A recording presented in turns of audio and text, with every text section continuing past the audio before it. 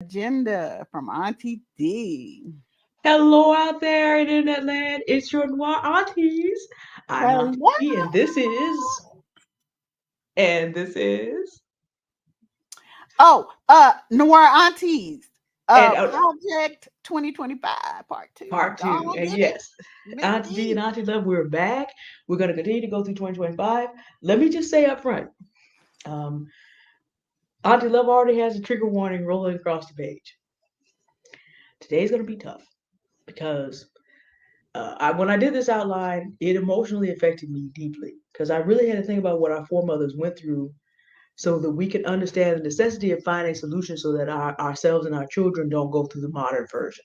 That's an overview about what this is about. But we're going to talk about parts of history that really nobody seems to want to remember and are painful to remember of what Black women's conditions were when they came to the country in mass. And then when we look at that, we will compare that to things we already see happening and that are on the horizon in 2025 to help for Project 2025 to help you understand why it's necessary for us to come together and provide solutions. But it's gonna be tough because Auntie Love has our history back to the dawn of time. And she gonna represent some of us the real hard receipts today. So we're gonna go through the darkness in order that we may appreciate the light. Because during all this time period, guess who it was? Turner Sperling once upon a time said, Black men were enslaved for 170 years in mass before that, and Black women only 60, because they're making an argument that only Black men should get reparations. I'm like, okay, but here's the problem. First of all, that means those men have no descendants. That also means it took us 4 times less time to figure out, now we ain't gonna do this to get us out. Yeah. So he thought he ate, and he did. Project But that 2020. potato chip diet that some people are on with their understanding of history, no, we're not doing that over here. Potato chips are wonderful on the side. Not doing it over here. Today, we're going to deal with some real hard receipts so that we get a real understanding of Black women, and also historically, the behavior we see from Black men is actually not new. This was difficult for me to deal with because my 87-year-old father today is out here doing stuff. My mom said, such and so needs Hi, to happen. everyone. We're talking about Project 2025. Okay, because I know you're going live twice. Yeah. Um, Sorry about that, that's Auntie D. okay. We got We're 2 having audiences today. Hello to all of you on TikTok. Also, welcome to our aunties. Yes, Uh, that's Auntie D talking. Listen, all of you, please do me a favor and go over to YouTube to Confidence with Love so you can join our conversation. Okay.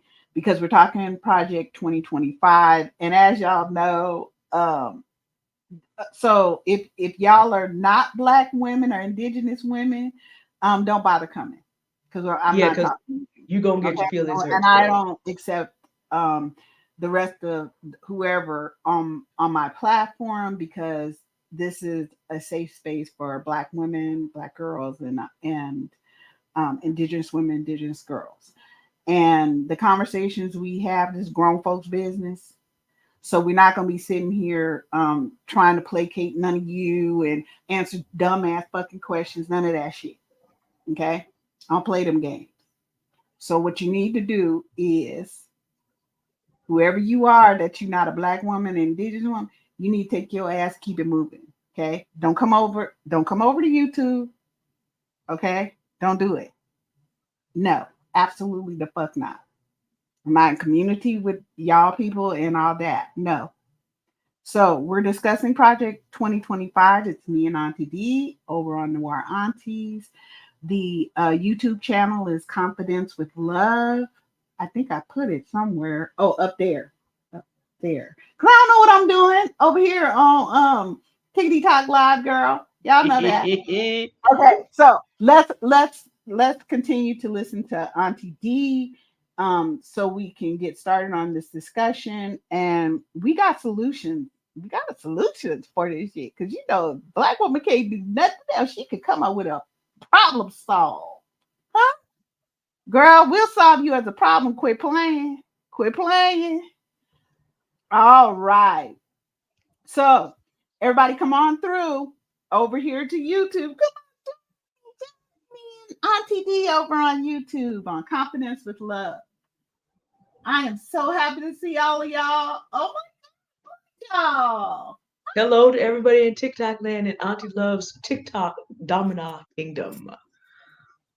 Come on over. Come on over to YouTube. I'm gonna cut this live in a little bit. Share it with your other TikTokers. But come on over because it's a really important conversation. We're on part 2, but I want to make sure that I'm listening to Black women's, Indigenous women's. I'm listening to your solutions, your input, right? Because me and Auntie D are just two very powerful Black women, but we're still just two, and we can't speak for everyone, No, right? we can't, and we can't do this alone. Yeah, we can't do this by ourselves. So we need all of you, right? You're important. Your voice matters. We're not gonna ain't gonna be no Black men coming on talking crazy. Ain't gonna be no white women coming on talking. We ain't doing none of that. Ain't gonna be no Trump survivors or whoever the hell Survivors. Okay. we solving problems over here. Okay.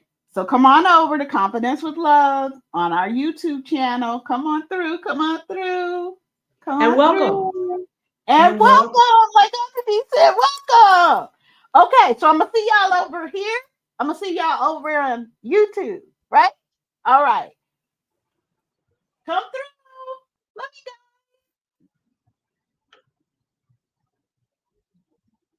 go. Okay, that's all. Okay, Okay. I'm gonna give them 2 more minutes to give them a while to, because That's we all okay. come. No. Go ahead. Go ahead. But as I was saying, it is true that Black men experienced slavery in mass longer. It is also true that they expired 7 years into adulthood, leaving no descendants. So if there's going to be reparations, it's going to have to be from the descendants of Black women. And again, the other thing about this is Attorney Sperling thinks he ate several years ago. No, not so much, because that means you Black men alone could not do it 180 years, what Black women got accomplished in 65. And we need to talk about what pre-existing Black slaves were all men in mass. Well, not all, but better than a 98th percentile in the 1780s, up to close to 50-50 by 1800. What was their role? But they weren't though. I know that they keep trying to X us out, and that's a part of what we have to talk about, but they weren't, because they did not see our enslavers did not see our bodies as different because we were women. This is true. Okay. So when whoever they captured, they captured, and they just grabbed everybody. Okay. Yeah, and then some of us did. The reason that some of us didn't make it is because they used us in the slave making grounds of the Caribbean. That's right, because we had the whole slave breaking process. So it may have been. So okay, I'm open to and being they put us educated. to death. They would impregnate us. That's why they could do the same thing during Jim Crow. They would impregnate Black women and Black girls, tie us upside down,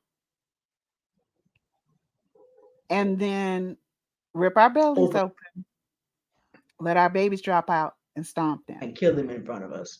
And then we die. And they would bring every one of the men, women, and children in, that in whatever group, and make them watch. Yeah. So they did not see our bodies as any different. We did just as hard, and y'all will see later that we not only worked just as hard as men, but we were better at it, at the hard work. More organized. So everybody thinks we don't feel, and we don't, our skin is tough and some other bullshit. No, we're just highly evolved beings. It doesn't mean we don't feel, and that we don't hurt, and that we don't have pain, and that this life isn't extraordinarily difficult for us. It's just that those other people who are talking shit, they couldn't do it. They can't. They can't Well, and they couldn't. and where that actually is our first point. The only difference in the way, although I forgot about the Caribbean, I mean, it was tough to remember all the stuff I remember from about 1800 now. But Mhm. I'm glad you brought that up. That actually is our first point. Everything that was done to Black men was done to Black women, except, with the exception, was that while Black men worked, Black women had to be breeder workers. So take every cruelty that the men talk about happening to them for 180 years. Allow them to be drivers, and I need you to explain the difference between a driver and an overseer, and allow them to have access to sexual release if the master chose them to be the stud. And Black women had to keep up the same amount of work and then also raise children born out of violence if they were allowed to raise them. Because Auntie Love actually just told you sometimes a Black woman and her child were expendable to make an example to everybody else. If her children survived that, uh, infant mortality was ridiculously high because of malnourishment conditions, because uh, we both have different data from different sources corroborating each other about how Black women could not work at the same pace if they had heavy children on their backs, so those children were left to deal with whatever the elements were. So that, then if they survived that and they were good, strong children, then they could be sold. So Auntie Love's going to give us a great deal of historical details about the nature of the work and what happened to Black women and children.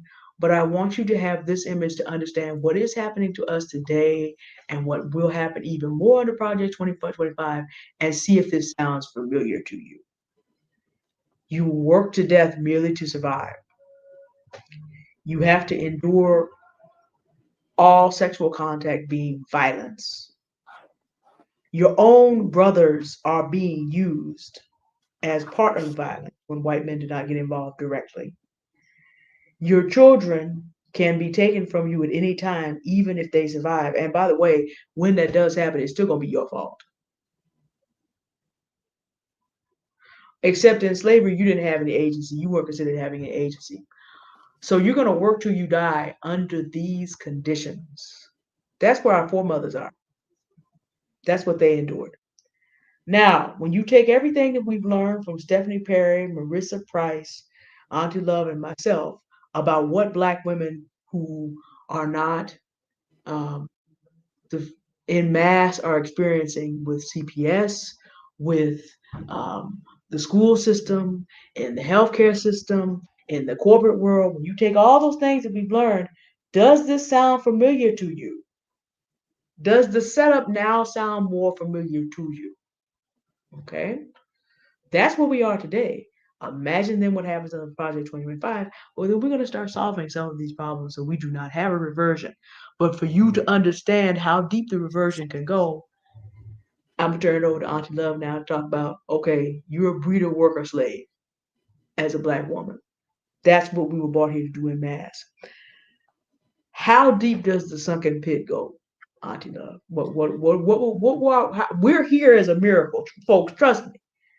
The fact that our ancestors survived this is a miracle. But how deep does the hole go, Auntie Love? Well, what I see, and we both acknowledge this in our studies, because um, you are quite the griot too. And what I mean by griot um, is a holder, a scholar, and of various knowledge, but specifically when it comes to us as when we're centering Black women and Black girls, Auntie D um, and myself have done a lot of studying.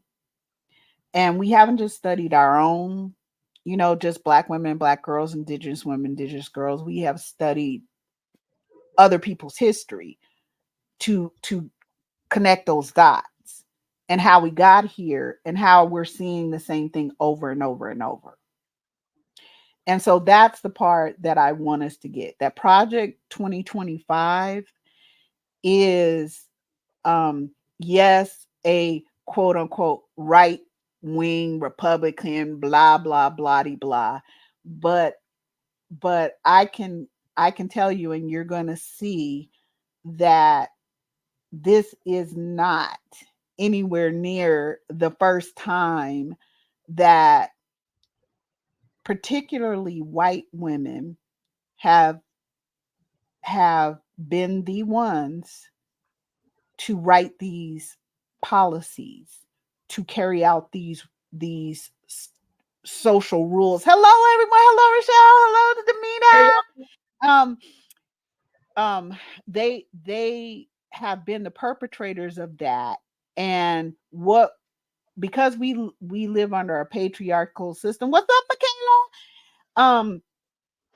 Because we live under patriarchal system and the way that we think, we have things divided into masculine or feminine or this or that. Well, as I said, they never saw us as Black women as more than physical labor and able to increase their profits by graping us, you know, starting at age 10, 11, 9, Yeah. little girls. Okay. So I want, and I need us to know that white women participated in that.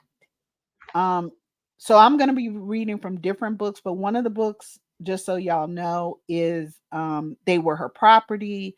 Another of the books we're going to be reading a couple excerpts from to prove exactly what Auntie D is going to be telling y'all throughout this. It is The Half Has Never Been Told.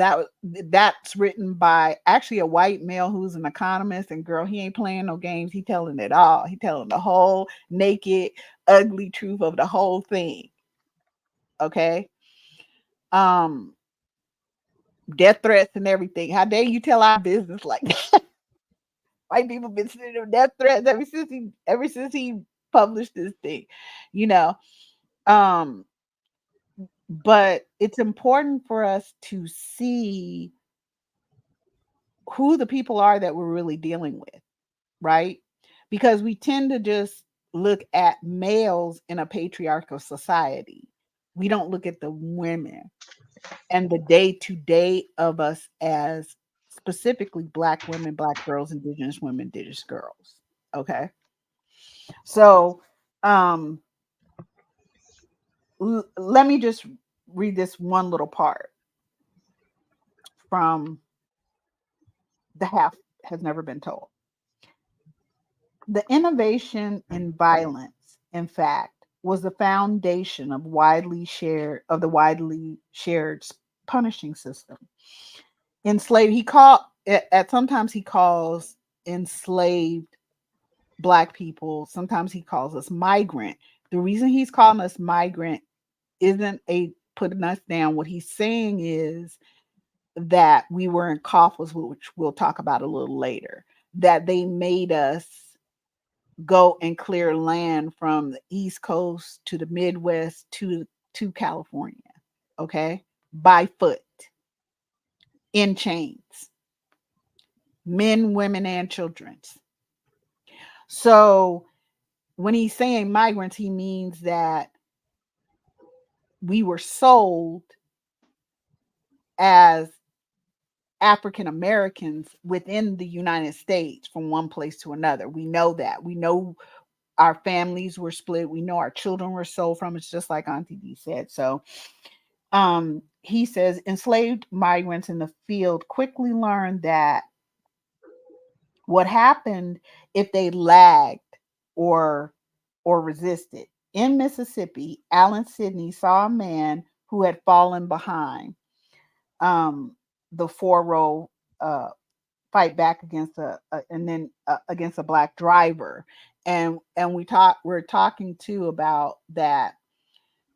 We are all used to hearing about overseers. Yes, those were generally white males who were generally not landowners. Some of them were, but so they weren't actually able to vote or whatever, but they were the ones who, um, as y'all all know, they were the ones who oversaw our work, right? As enslaved labor.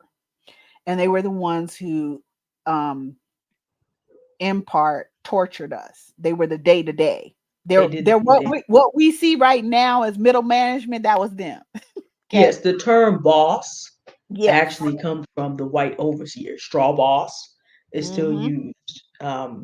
My Mm-hmm. dad, they have at Longshoreman, they have walking bosses. And these terms go back to boss is really the overseer. He's not the owner, but he's your day to day. That comes back to the word boss, even comes from who did the beating, basically. Mm-hmm. So you wonder why you get treated a certain Yeah. way at work as a black person by your boss. Somebody knows something you don't know. Yeah. And it is just like Auntie D said, just like you said, Auntie D. It's a direct dot connection. Okay, because what we're telling you is really not that much has changed, and the things that did change due to black women being the ones who built and who built, ran, um and developed the system of the Underground Railroad and civil rights, because that's you, black women. I know we had some figureheads like Martin Luther King and some other black America Evans, but it was you, black women. It was you who created the civil rights movement. Semptima Clark it wrote the playbook for it. As she's a black teacher from South Carolina, she taught Rosa Parks and all of the other, brilliant black women actually came through her. And at the time, Martin Luther King Jr., he didn't come into civil rights until 1955. Civil rights was a huge thing from Ida B. Wells era, and she was 3 years old when she was born a slave at 3 is when after the Civil War, so she was freed then. But Ida B. Wells and Jane Pittman and Harriet Tubman, all these women, that's you, black women. Y'all were the resistance. Y'all were the ones who got us out of enslavement. Y'all were the ones who wouldn't leave children behind. Black men did just what they doing now. They might not have had Yeezys and Converse back then, but putting they whatever on and running by themselves and But leave everybody behind. but But you're black right. men, They didn't have Yeezys yet. But you know what? One of the payments for black drivers, and this is noted in yeah. some documents. So Here's that's what just white men it would right do. there. Black drivers. They would allow Overseers were white. The black drivers were black, but it black was the same position. same position. So what Mhm. they would do, and this is mentioned in several narratives of that time. So you were willing to oppress and abuse your own people, or you were a really good stud, Mhm. you would be allowed to have a suit that was at least comparable to what you saw the plantation owner. But quote, Africans like shiny things. You could have shiny buttons, things like that. Mhm. And you might even be allowed to have a hat. All you had to do was to keep driving. So I want us to get this as black women, right? Just what Auntie D is saying. You had black men at the time who we excused them being a part of our grapes We excuse them because they were enslaved. And we had this heart for them. We had this for them. And like we said before,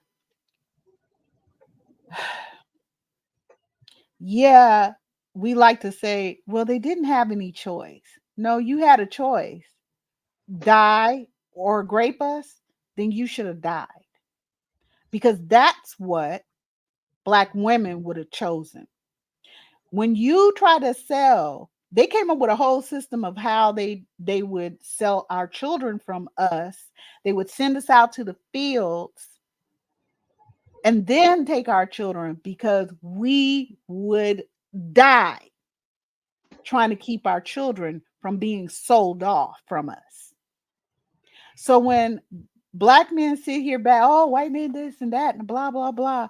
No, you could have said no and you could have taken whatever it took and died, but you didn't.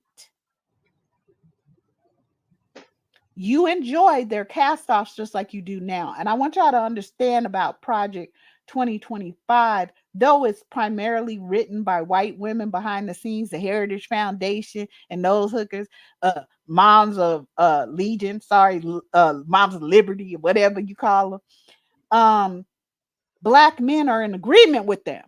Mr. Severino came up on PBS last week explaining his agreement.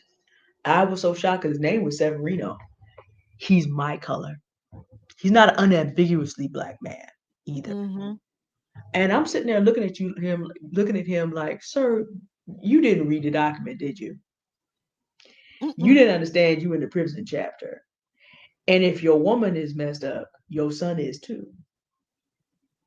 See, that's what we call this is. But then, as Auntie Love is explaining it to us, see, it takes perpetual servitude becomes perpetual because just like the Black drivers back then, uh, they didn't care as long as they got to wear a. I'm gonna just throw this out there. We may not talk about today the origin of the dandy. As long as they got someone I care about self-identifies as a dandy, and it's a little bit different in different Black cultures. But the origin of the dandy, at least in the African American context, where does that start? These Black drivers and early pimps, Yeah. 1737. Mm-hmm. And they didn't care about the future of the women and their own children as long as they got to get up there and be dandy compared to the other slaves. And that's And that's something else. still what's going on right now. Yep. And that's something we need to be careful of on another tip, Black women. Hello, Samry. Hello, Red State, Blue State. It's good to see Hey! everybody. That's something that we need to be careful of as Black women, and this is what I mean. When we start, as Audre Lorde said, using weapons of whiteness against one another, it makes it that's why we haven't so far in our generations solved these particular problems, such as Project 2025 coming back up, because it's a repeat of a repeat. Okay.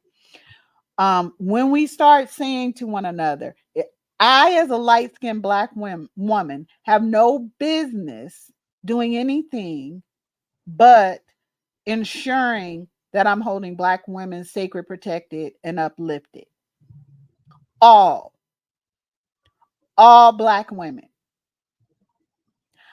I should not be sitting here thinking that because I'm light skinned, I get to whatever it is and mistreat dark Black skinned women, dark, dark, brown skinned women, dark, dark,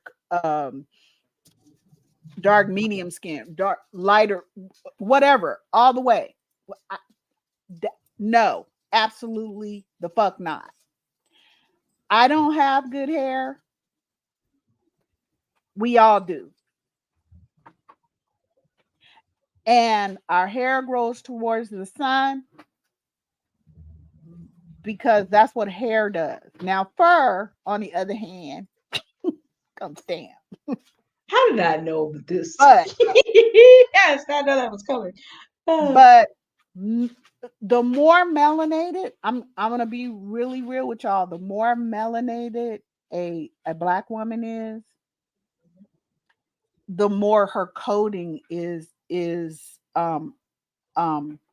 proeminent throughout creation. So how are we gonna sit here as someone who's a quote unquote light skin and think that we get to shit on dark skinned black women? What are you talking about? No, we're not gonna be doing any of that shit. I'm gonna be on the vanguard and I'm gonna jack everybody up that ain't trying to get with black women. That's what I'm gonna do. And black girls too. So no, y'all don't get we don't get to do that. Or any of us out here that thinks we light skinned and da da da closer to white, so therefore we that but You close to judgment is what you are. if you believe you have any type of privilege or whatever the fuck it is, it better be so you defending dark skinned black women and girls and medium tone black women and girls and every single solitary black woman and girl, including those children of what these white folks call biracial. Okay, because black women during our enslavement and during Jim Crow were being raped by white and black men. So we I don't get to deny my daughter. That's what white women do. They deny their children if they ain't white. Okay? That's why you hear all the babies, the what we call mixed ethnicity children, biracial children. That's why they all with the white mamas coming out going, girl, you don't know. They yes, we do. We know exactly what they do. And I just feel for Actually, you. So it's a this whole trend. thing where we as black women are trying to say, oh, you're not really this, you're not really that. Oh, you're not really stop. Because every single one of us was enslaved. If you came out of our bodies, or if it, and don't get this twisted, white women didn't just start sleeping with black men 2 minutes ago or 20 years ago. Okay, 1619. they've been doing it since we got here, 1619. So, what happened to those babies? The question no one ever asks. What happened to those children? Well, I can tell you they're repeating it right now with the children that they're calling biracial, same children. They either If, enslaved them yes, or they killed them. yeah, That's what white women did. But we as black women, that's not how we operated. That's why we could end slavery. That's why we could ring in civil rights. That's why everybody sees us as moral because we're moral. 80 to 85% of us are highly evolved. So we have the capacity to actually love the people who hate us. We actually do it. today, Joy Reid came out live and talked about President Trump just to demonstrate what Auntie Love says. I'm not going to give a lot of time to this.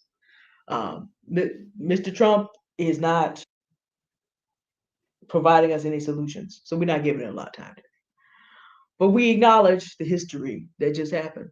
But what struck me about the nature of Black women this morning, she talked about how she looked around the courtroom and the effect on him as he was guilty 34 times, and how he has a big family, and how much compassion.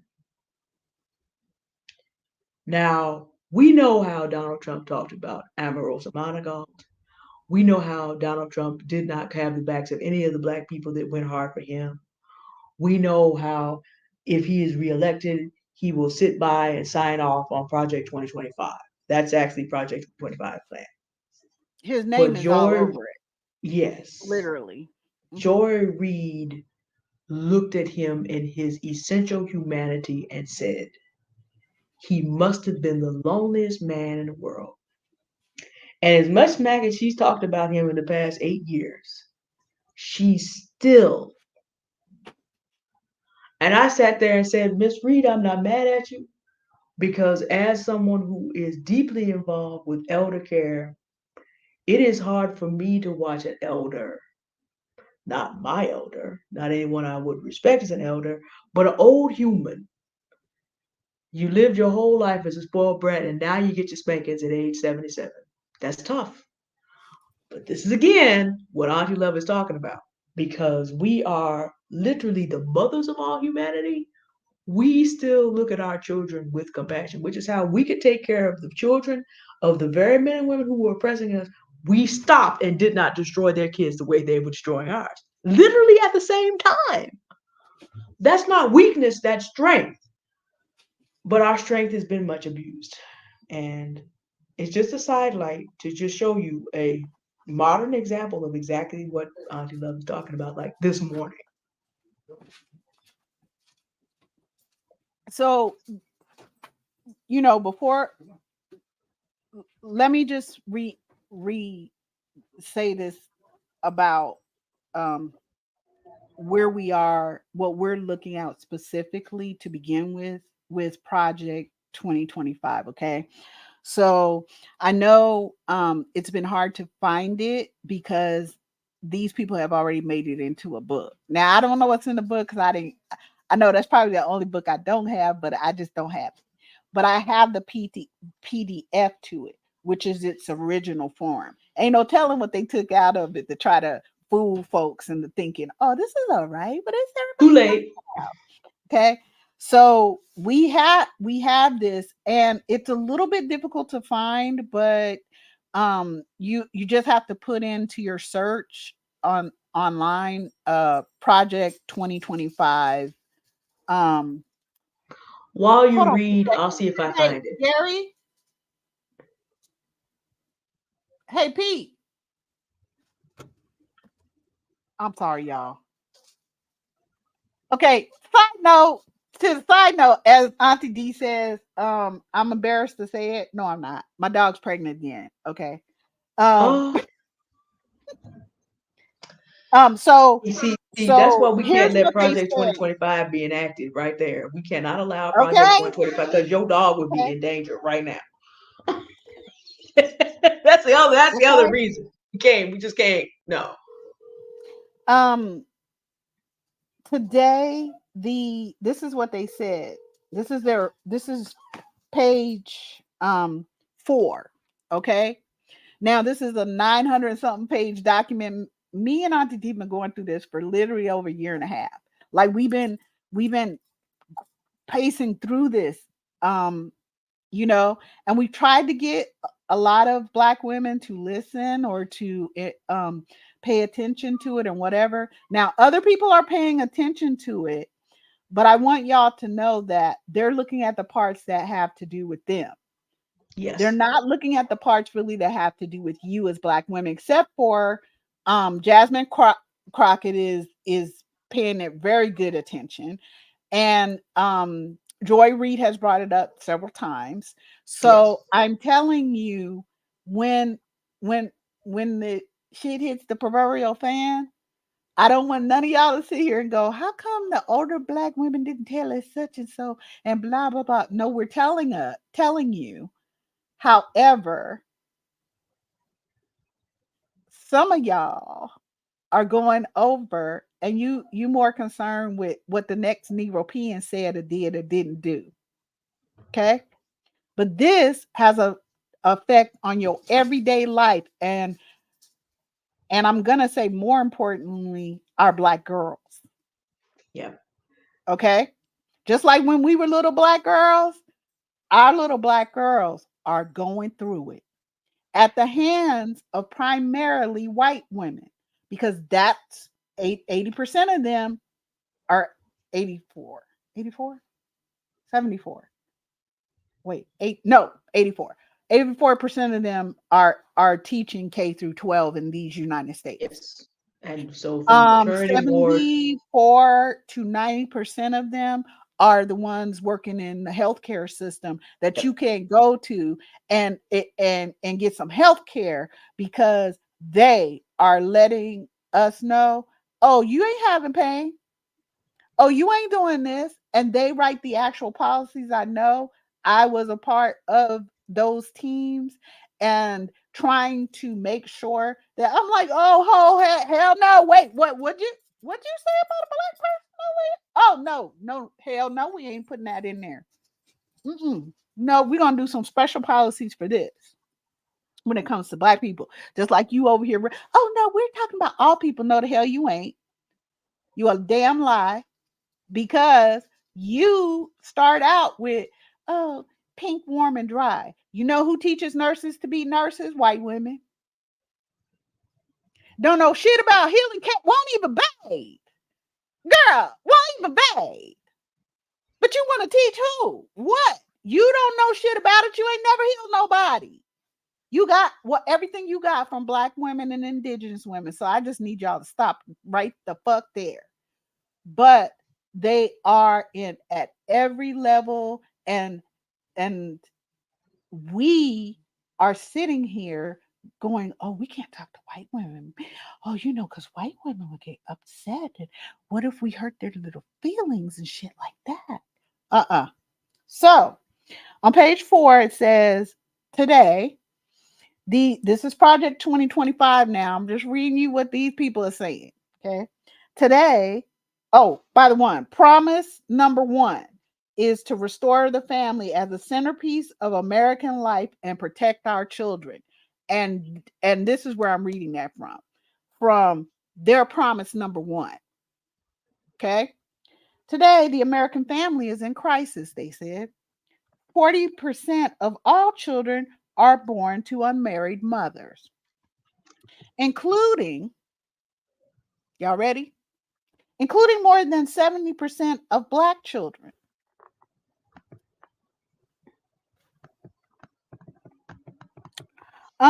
There is no government program that can replace the hole in a child's soul cut out by the absence of a father.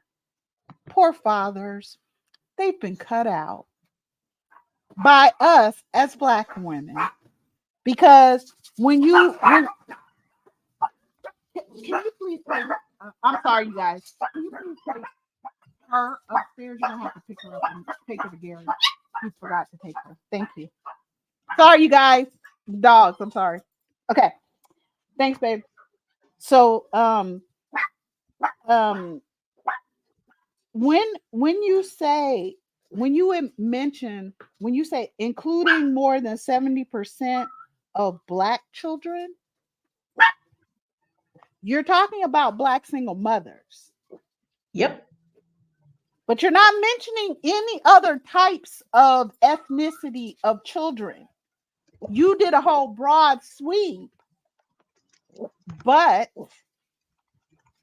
you specified the Black children that are here. Can you pick her up? Thanks, babe. Thank you. Just go put her in the room with Gary. Tell him don't let them out, please. Thank you. Let her out. He can stay down here. Thanks, babe. So then this whole thing, fatherlessness is one of the principal sources of American poverty, crime, mental illness, teen suicide, substance abuse, rejection of church, and high school dropouts. So many of the problems of government programs are designed to dissolve, but can't. Are ultimately problems created by the crisis of marriage and the family. The world has never seen a thriving, healthy, free, and prosperous society where most children grow up without their married parents. if current trends continue, we are heading towards social implosion. So basically, y'all done blamed single Black mothers for the because you whole didn't mention societal any other collapse. specific Yes. ethnicity, okay, for the number one problem that y'all are going to attend to as the Heritage Foundation, because that's who wrote this shit. Basically, your Jenny Thomas's and Robertson's wives of the world, And Miss okay, Alito. Don't and Miss forget Miss Alito. Alito, her little They're all on those boards. They started this. They did all of it. They were around during the Reagan era when they really when this really began. Okay, in this form, I mean. So these white women are telling the world and the United States that the problem in America is we're not marrying and having children and keeping the fathers in the home. We as Black women, because you ain't mentioned no other ethnicity here. You didn't. We're the problem. It's our fault that Black men aren't in the home, because that's the logical conclusion, correct? Am I wrong, y'all? Please tell me if I'm wrong. And so you have blamed again Black women for your problems. Girl, I ain't got nothing to do with the fact that you don't know how to raise your kid, little white woman. I don't. I don't have nothing to do with the fact that you have eaten your own children's soul. I don't have nothing to do with it. We try to love on your children because we love all children. We would never design anything, and we haven't. I dare y'all to come on, please tell me what group of Black women have gotten together to destroy, enslave, jack white children or any other children. What programs have we created to put children in cage? Just saying. I need to know. 2018. Yeah, I just want to know. I want to know. 1868. I want to know. I want to know. Okay. So, but I want y'all to hear me good. Isn't that the same thing you hear Black men saying? Well, that woman's fault that I'm not in the home. I can't have a relationship with my child because of his mother and blah, blah, blah. No, she ain't going to put up with you kicking her ass. She ain't going to put up with you terrorizing her mentally, emotionally, and spiritually. She ain't going to put up with the fact that 60% of our daughters, by the time they're 18, are essayed by Black men. Which is the same percentage. That's almost the same percentage as under slavery, which is why we were talking about that earlier. As it was in the beginning. Yeah. So are we I know y'all are. I know y'all. I know our wonderful subscribers and the beautiful Black women that come over here. I know y'all are brilliant. Okay. But just in case you just coming across this live or whatever, and you haven't seen this out here before, girl, let me tell you something. We connecting the dots for you because we have to be able to come up with to solve this problem that they're getting ready to they have a solution for this. I want y'all to know that. And it's a very dangerous thing. It's a very dangerous thing to Black women and Black girls. It's a very dangerous thing. So we have to have our own plan to let them know, hell no, I ain't doing nothing. You say you can make that a bill of law or whatever the hell you want to. That's going to be no. No, hooker, I'm not doing it. Because we get to say no, Black women. We get to deny people access to us, Black women. We get to let people know, no, you don't get to have no, don't come over here asking, can you join in my spirituality with my ancestors? Oh, I'm going to bring you over here to my grandmama. Great girl. I know. No. She purposefully got up underneath the tree. I believe that's my mother. So that if I did something crazy, like bring some white folks over here to introduce them to my ancestors, that she worked hard and my grandfather worked hard to get away from you motherfuckers. Okay? I'm gonna bring y'all over to them on the other side. Can Girl, I ask you? hell no. Hell no, Can I'm I, not getting no switches. She ain't gonna my grandmother be like, girl, you better go get a switch. That I know you didn't bring that person here. No, you didn't. Girl, we literally had to die to get away from them. So I'm telling y'all, this is serious. It's very serious. Very serious. And it's a repeat of a repeat. And we need to say, absolutely not. You are not going to do this to us. You are not going to do this to our daughters. We're not getting with you. You're not going to do it to our little boys either. You're not. We're not doing that. Just like we went with the 4B movement. No, we were already the 4B movement. We taught all these other women that we they had did. 6 Bs. Desmond Okay. Crockett put us out at 6 Bs. Margaret Taylor Greene found out. No, 4B, no. Didn't take nothing away from our South Korean counterparts. But no, we at 6 Bs with y'all at this point. No, we got enough Okay. for everybody. You can I'm be just six telling feet tall, 6-pack, and 6-figure income. You still gonna get hit with these 6 Bs. We're not trying to do none of this. No, you're gonna be 666. We got 6 Bs for you. I'm just saying. 4 Bs ain't enough. Shoot. Sick B. We 6 Shout out Bs. to Jasmine Crockett. Sick Who B. also broke this project 2025 to the American public. But Yes. again, as Auntie A Love black said, people woman. are A black looking woman. Yes. at what is important to them. We, as black women, because again, Auntie Love, again, pervasively, even though the migrant workers, I still need you to explain the coffle. Okay. I want you to listen to what this is what we had to do. But then Harriet Tubman somehow still happened, and all these women running the Underground Railroad. When problems have been solved for black people,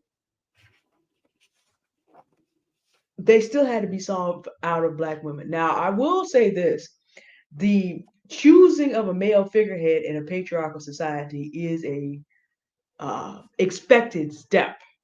This is why you know Martin Luther King, Frederick Douglass cover that whole time period. That's an expected step in the patriarchy because when the Romans went to war with Queen Amani-Renas that last time, they basically lost part of those battles because they were looking for how they're gonna kill the king, and they had it in their reports. They don't even have a king, and meanwhile, Queen Amani-Renas was gonna tap that Mm-hmm. She can play them games. I don't know what in a everybody patriarchal. else is doing. In order to communicate in a patriarchal society, it was necessary to have men in quote leadership. But if you go back and you look at who did the groundwork, all the way back to when our foremothers were wearing coffles, guess what you find out? And in terms of even getting work done under those conditions, you'll also hear she's going to present how black women still were able, the fact that you have a United States that somehow has all this open space and is well laid out the way it is, the more organized people were black women. So even under those conditions, we managed to make the United States what it is. We are the mothers of the United States of America, period, in that sense as well. Mothers through violence. But here's the smack about it. We still got the smack done. And now these people want to disinherit us? And that's what we're here to let you know, no, we don't need to allow that. But I'd love, tell us, I remember the first time you told me about the coffle, and I'm just going to put this out for everybody. If you've not heard this, take a few moments. We've heard about the Trail of Tears, but you never heard about who put that trail down in the first place in Georgia. You've heard about the forest, the old forest of the United States of America, and how different the Rocky Mountains are. You don't understand why the Appalachians are as clear as they are and have good trails. You don't know how they necessarily got there. I just love gonna tell you. Okay. I was just looking for. Okay, I got so many notes. Oh my God. I know Stop. it's a big outline, Okay. but I mean, we do seem to So, be aiming toward a solution in, but we kind of need to understand this right. part to understand how bad this is and how bad it can become again. Okay. So let me share this part with you, and then we're gonna get right into the coffle. Um, let me go over here. I'm sorry, you guys. Hold on one second. Okay, here we go.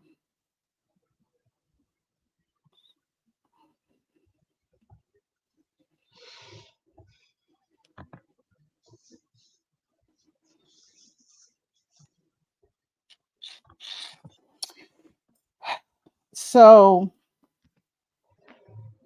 black women, as I've said, were treated the exact same as black men when it came to labor. In fact, we did more physical labor. And what I mean by that is we cleared trees, we felled them, we cleared land, we we um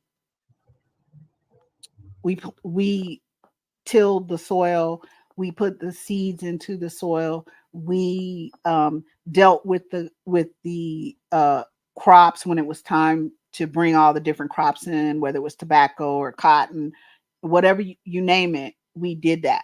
Part of the reason that we could do it is because we came from um, lands on the continent, right? And our ecosystem environment was very similar to what you see in the South here in the United States. So the weather patterns, the soil, that type of thing. And we created as black women before we decided to create men in our bodies, we were duplicating ourselves through parthenogenesis, right? So we were women. It was just us. And we created civilizations. We created what people know today as science, mathematics, all of these different things.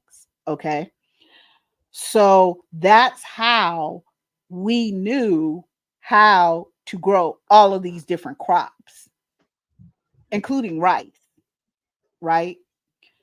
Um, so I want y'all to hear how this happened, okay? So this is what a coffle. This is that's what I'm describing. So just hold on. Okay. The way that it's described in the half that was never told is he says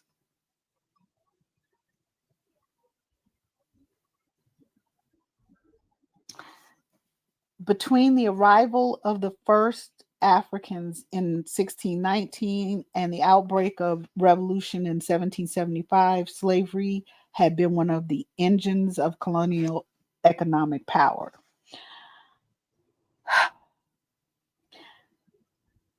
And these enslaved Africans built a massive tobacco production complex along the Chesapeake Bay and its tributaries.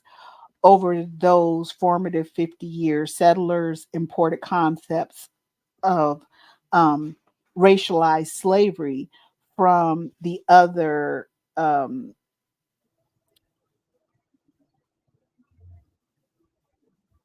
sorry. Hmm, I was thinking about something. I'm sorry, y'all. My mind be going places. They imported concepts of racialized slavery from other colonies, such as those in the Caribbean, and when enslaved Africans already outnumbered the inhabitants of the mid 17th century. So by 1670, custom and law insisted that children were slaves of their mothers who were slaves. that enslaved Africans were to be treated as rightless, perpetual outsiders, even if they converted to Christianity, and that they could be whipped to labor, and that they could be sold and moved. They were chattel property, and everyone of visible African descent was assumed to be a slave. So he goes on to talk about a couple and how the land was cleared. And he says there are 1,760 yards in a mile, more than 2,000 steps. 40,000 is a long day's journey. 40,000 steps is a long day's journey. 200,000 is a hard week of walking. For 80 years, from the 1780s until 1865, enslaved walked for miles, days, and weeks, driven south and west over flatlands and mountains. Step after step, they went further from home, stumbling with fatigue, staggering, even sometimes trying to step high on spring mornings. They refused to think of what weighed them down. Many covered over 700 miles before stepping off the road that their footsteps made. 700 miles is 1.5 million steps. After weeks of wading rivers, crossing state lines, and climbing mountain roads, and even bordering boats and ships, and then disembarking, they moved their bodies across the frontier between the old slavery and the new. Over the course of 80 years, almost 1 million people were herded down the road into the new slavery, meaning they were sold from their families. Okay. And um, it shows how the forced migrations began to tramp down paths along which another 1 million walkers, 1.5 trillion steps, would shape 7 decades of slavery's expansion in the new United States. And it shows how the path they made on the land and politics and in the economy, the footprints that driven slaves, meaning we were made to walk while white folks was up on their horses, making us fell trees, clear the land, deal with anything. Okay. And it's because of that and the fact that we planted all these crops. They didn't have to do any work. so so you're talking about that you made people literally walk and clear land at the same time, but that's not all. So they use what they call Georgia men, and most enslaved knew what that meant. That meant that if you were sold out, from your family, and you were sold further down south, Deep South, yeah, that was a terror. that it was, yeah, everybody knew what would happen. It was the worst conditions, and I have to, let me just finish.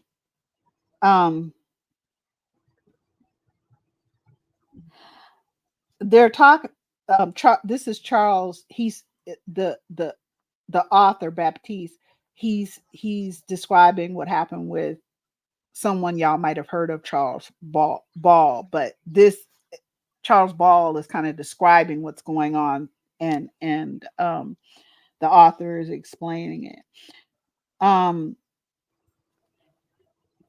Yet 20 years of fearing the Georgia men did not make the instantaneous demolition of his family in the future easier. He had always feared the slave trade. Ball was beginning to realize that the Georgia men who faced him, because he was sold further south, you know, and he was in a coffle. So he ended up in a coffle with men and women and children. And what that means is a blacksmith waited with irons, iron collar, iron padlock, manacles, iron manacles, and the neck and the ankles. They even had ones for babies and children. Okay. The collar of one person was connected to a chain to the manacles of the person behind them. And the person beside them, you had to keep in step. Because if you're all chained together, you can't run. You ain't going nowhere. You got to all sleep right next to each other because they wouldn't take the chains off. Because if they had to take the chains off during this whole forced march, then you could run away or something. 700 miles, y'all. That was just some people. More, it was even more for others. May I make okay? So I want us to understand that as Black women, that we were carrying 30 pounds of chain. Those chains were 30 pounds. And we would be pregnant. We would be impregnated along the way by both the grape of white men and Black men. And we still had to make those marches. Not only did we make those marches and we cleared the land as well, okay? If our children got too heavy for us, if we were pregnant along the way, we had a baby, all that, and we're still in chains, we're still doing what we got to do, right?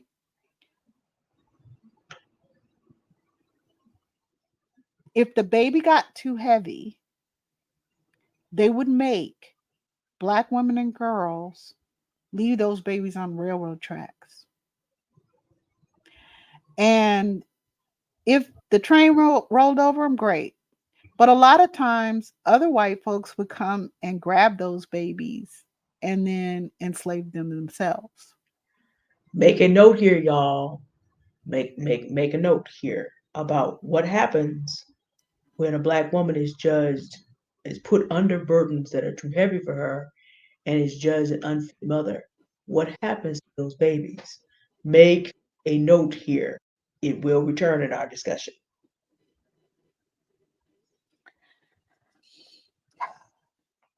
So you can't escape that, and you're clearing the land. And I want y'all to remember now, we talking about what's that man name? Jefferson's time.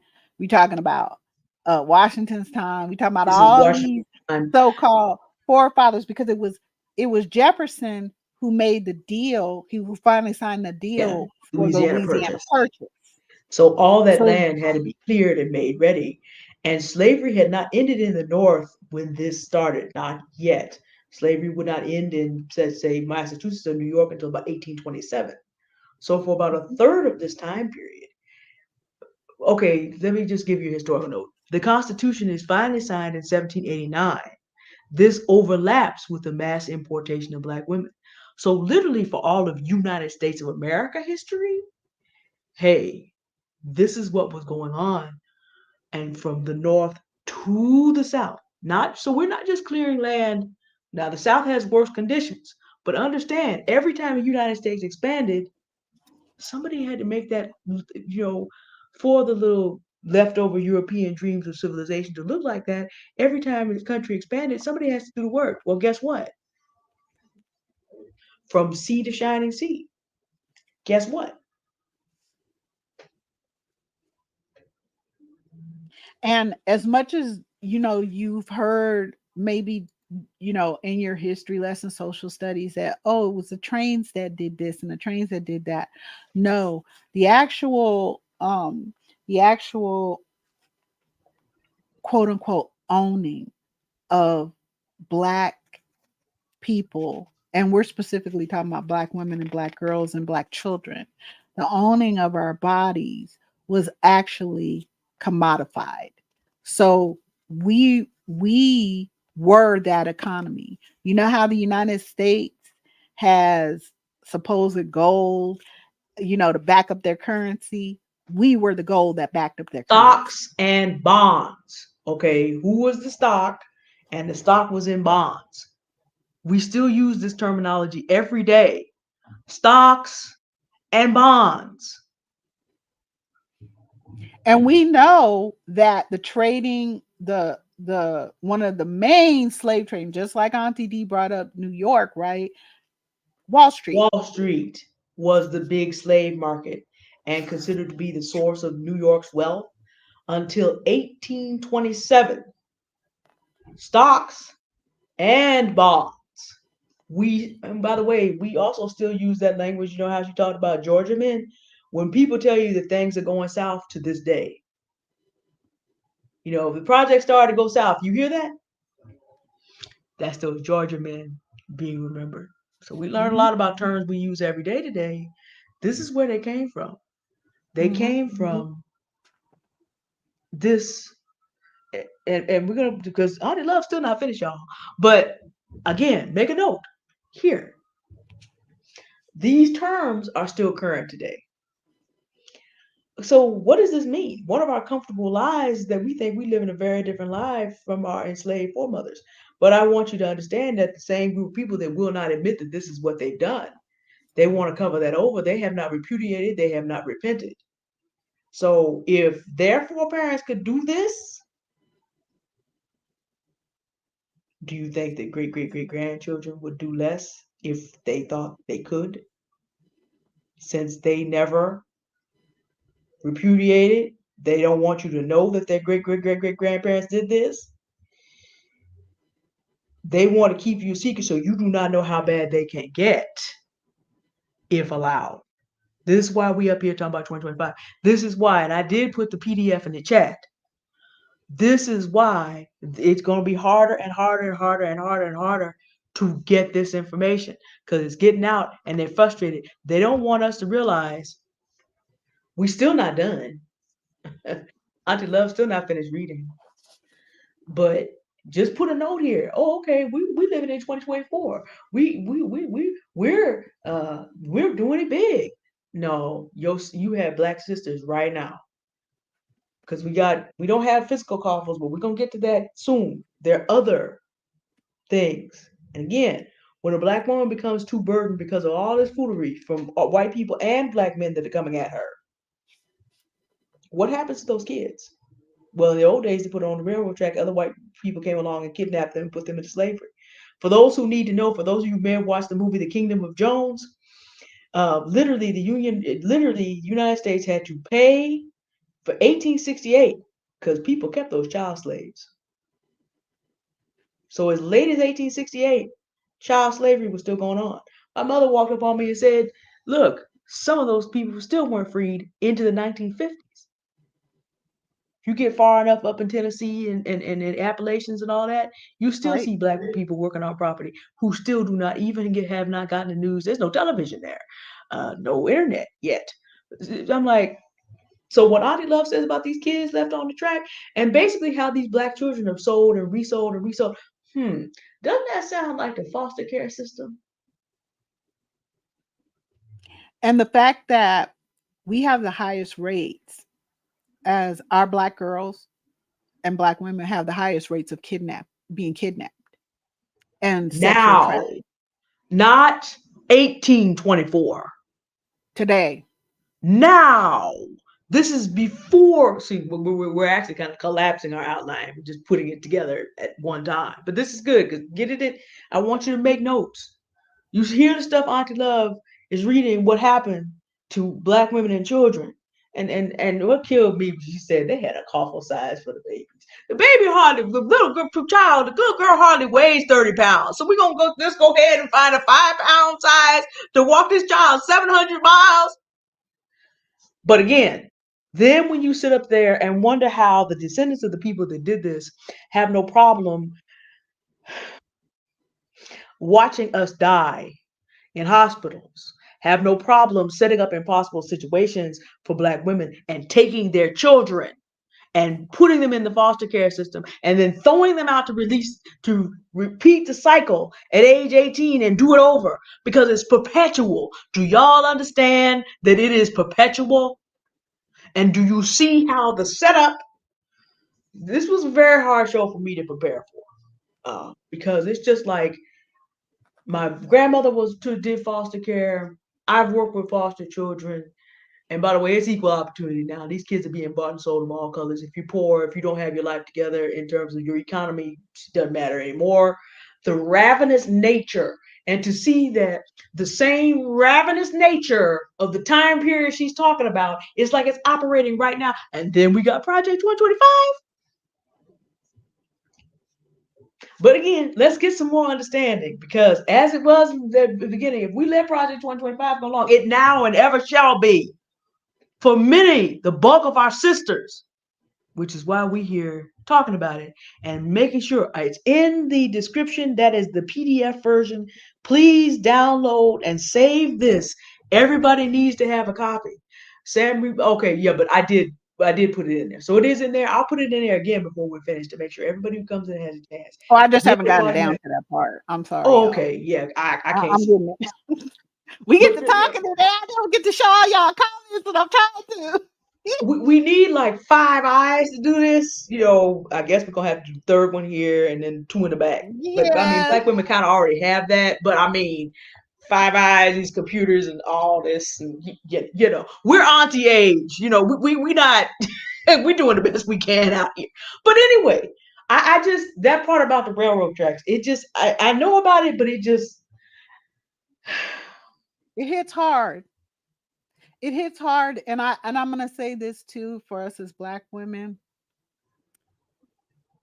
We don't want to hear this either, because this is a part of post-traumatic slave syndrome, and the reason we don't want to hear it is because we keep experiencing these all of this violence toward us for simply breathing, existing as Black women and Black girls, Indigenous women, Indigenous girls.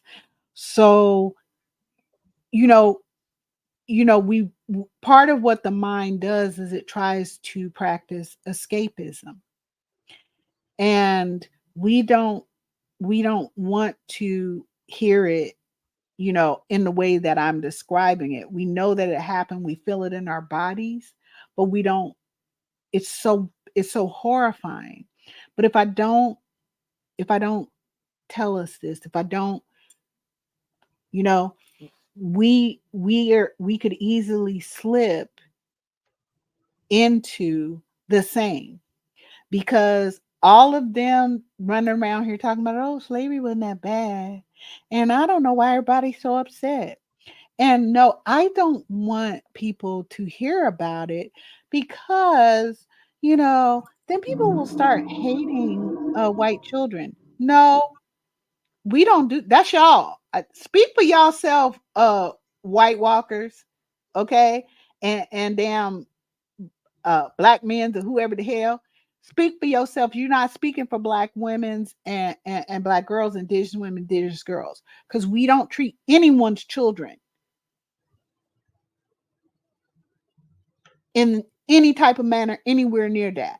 The most that's going to happen, I used to tell my kids, listen, if you get lost, don't go to the police, don't go to nobody. Okay, listen. Black woman, that's who you need to find, because she gonna try to find your mama or Hispanic woman. Now both may overfeed you. You might But it's get gonna be some. You good might get though. yeah, it's gonna be Yeah. delicious, and Gonna you're be gonna get to the delicious now. husband, and you gonna and they gonna work, but they gonna work to find your mama. They ain't gonna be coming up with no dastardly shit to do to you. Because we So you just talked about don't you go to a police officer, don't you go to a fireman, don't you go to a don't go to a black man, don't go to no white man. Dear God, don't go to no white man's. Black, Hispanic, indigenous women's. That's your safe bet. Cause they gonna try to find your mama, but yeah, they're gonna overfeed you. and you will That's what enjoy that is. every minute of it. Mm-hmm. And that goes for every ethnicity of child. That's how we get down.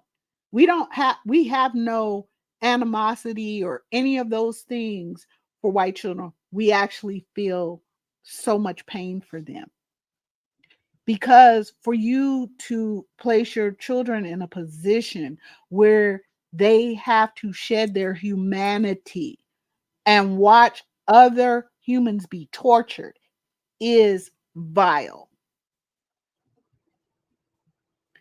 It's vile. The breaking of a So slave, we vile. as Black women had a heart, and Yeah. still do, for all children. That's why you can't say shit. We don't give a damn if your name is Israel. We don't care. You don't get Black women are not gonna get with you bombing children. Yeah. That We're not, and we don't. We don't give a damn. I don't care what little uh Jewish convert, because a lot of y'all are Huguenots.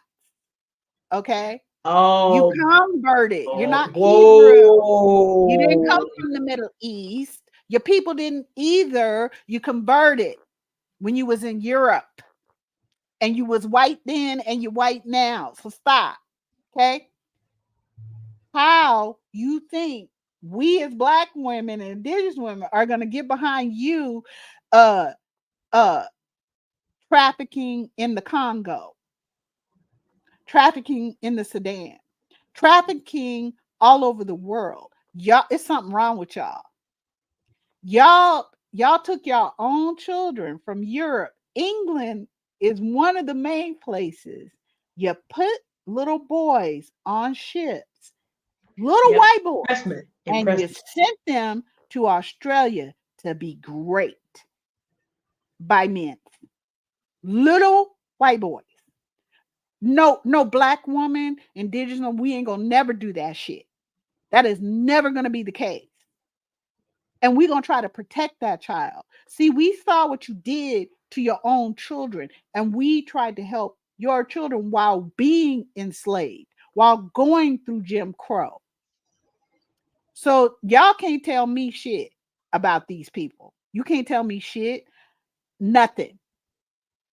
And there's nothing they won't do. And I'd like to know, Black women, at what point did this beautiful revelation come along that they all now of a sudden in 2024 learn how to be decent human beings? We're at what? Who taught them? Because they ain't never listened to us about being decent human beings. Okay, but who taught? Where did they get this growth from? Because just like we went through post-traumatic slave syndrome, and it's in our DNA what happened to us and our ancestors. Don't we think that their DNA is about causing suffering and pain of other people? And if I may interject right there, see, the breaking of a slave is a crime against humanity, but the making of slave makers is a crime against humanity. So you have to understand that in order to keep this system going, the people who had coffles for children had to break their own children to this. They didn't just have to break our foremothers' children.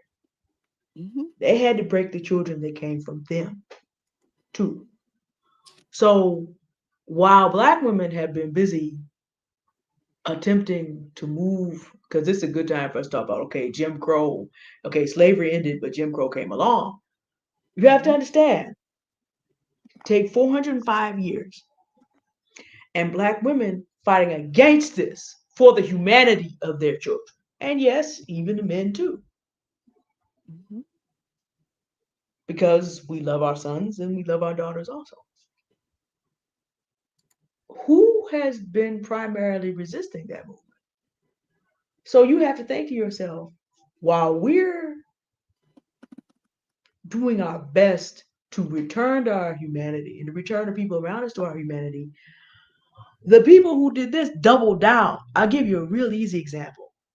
How do we have a Jefferson Beauregard Sessions III putting children in cages as late as not 1818, not 1918, forced sterilization of women, not 1859, not 1959, 2018, and surprised that people were mad, and surprised that Christians were mad at him for doing that. But then you sit there and talk about, okay, how have we been training our children to double down? Let me explain to you how this works. Jefferson Davis was the president of the Confederacy. PGT Beauregard is the first Confederate hero. And these two men could not stand each other. So first of all, I'm trying to figure out, how did you get Jefferson and Beauregard together? Because they hated each other. I'm like, first of all, y'all couldn't figure out, put a Lee in there. Well, my father's name is Sammy Lee. My sister's name is Samantha Lee. So that name is hung on too. But that tells you something. That the reverence for these people never went away. Now, it turns out that a couple of Robert E. Lee's grandparents had 16 kids, and then another one had 16 kids. So, and then his father had 12. So there were a lot of Lee slave owners. We can understand how that happens. But for you to get Jefferson Beauregard Sessions III, that means your parents doubled down and then tripled down. Okay? First of all, you lost. But you're going to carry on and pretend like you didn't, and now go into your KKK time period by naming your son Jefferson Beauregard Sessions. That's one double down. That's one. You double down. You lost. Now you double down. That boy marries a woman who is cool with you now having a junior. So we've doubled down. Now we've quadrupled down. And junior comes up with a third. That's what is that? 2 to the third power. That's 8 times down. You done it octuple down now. And that boy becomes Attorney General under Donald John Trump and does the exact, you see the things that Auntie Love was describing that was happening back then, does the exact same thing to all these Latino indigenous families and their children that his great-great-great-great-great-great-great-great-grandfather and mother were doing up to 1865. Hear me again, okay? If we have been fighting our way out of freedom, who's been fighting against it? And have been doubling down and doubling down and doubling down. We got to use powers, okay?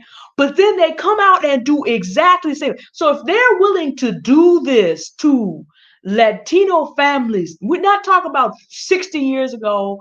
We're talking about 6 years ago. And Donald Trump didn't have to lose the election in 2020, by the way. So it could have been going on to this year at the border. So, people do the same things. Well, that was a long time ago, and slavery wasn't that bad, and we're advanced now. Excuse me? You gonna name your child Jefferson Beauregard Sessions III, make him Attorney General, and he gonna pull the coffle and the chain and the cages and the sterilization out in 2018? He's using exactly the same playbook, and so now we have this playbook called 2025. The link is in the description. Please download. Because they're basically telling you, if Black women are responsible for the fall of society by virtue of them being free and not under our control, we'll fix that. Auntie Love read it at the beginning. if you go back to 2018, we got some stuff to talk about from the 50s also. But even if we don't get there, understand we just heard Auntie Love tell us what people were doing. We just have Mr. Jefferson Beauregard Sessions III using the same playbook 6 years ago.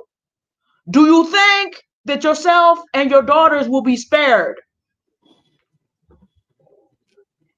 And remember, the people who would name a child Jefferson Beauregard Sessions III hate you a whole lot more than they hate those Latino indigenous, because they feel like we pretty much wiped out the indigenous. They're no longer a threat to us. But these black women are gonna get up here and keep on talking, and some of the older ones may start calling them younger ones and giving them real information, and then we really gonna lose control. They have so much more of a hate for you. And if you don't believe me, go listen to Stephanie Perry and talk about what these people are doing in the workplace. We've already talked about the hospitals. We've already talked about what happens in schools. You know, Auntie Love and I were talking about how they're gonna have a 13-year-old black child attacked by how many white people was that beating on that girl? It was a bunch. 5. Mm-hmm. How much does it take to overcome a 13-year-old child?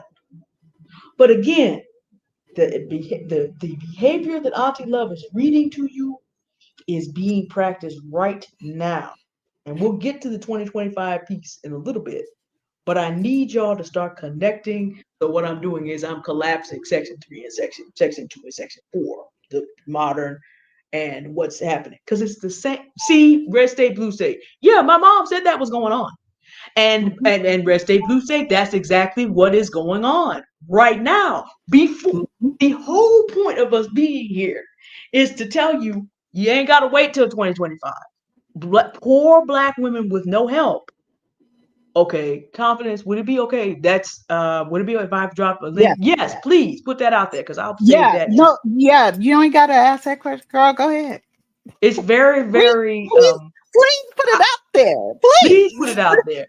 I want to see that too, because we could do a whole show about coded. Well, maybe Auntie Love, maybe we extend this to one more week. Because there is something to be said about the coded Christian language. I recognize it, of course. I'm like, you may as well have had that written by the dumb version of the Knights Templar. But for me to have said that, I need to be able to explain it. So if someone else is breaking this down, yeah, we need this. Please. But of course, we're on your channel, Confidence Lift, that's your call. But hey, if y'all have things. Absolutely. What she just say to me? Wait a minute, hold on. Wait a minute. Some conversation, Auntie D. I know you just said, "Oh, this your channel." Oh, no. This Noir Aunties is us.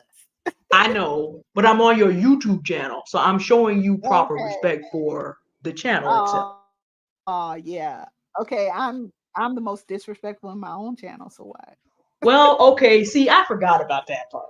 Yeah, you are, but I respect a lifetime of work and the way you get your space, the way you want your space, and if y'all gonna mess with that, I don't know who you think you know, but that ain't what you want. But and as we've talked about, respective dignities is important because we're both in very serious spiritual systems. So out of respect for that, I know that it's cool, but out of respect for what you've done to build your space, and because it's another show, but as Black women, see, honoring one another is part of the solution. Auntie Love has taught me so much about, there's a lot of knowledge I came with, but has helped me collect so many dots that when you see me respecting and showing deference sometimes to that, even though she hates it when I do that, and I keep forgetting that she does. So you want to honor people the way they really want to be honored. So I got to work on that part. But because I was raised by classic elders who, if you did not know how to respect that, you were going to find out. And I know Auntie Love doesn't roll like that because we've worked on taking those slavery habits that we have and not doing that.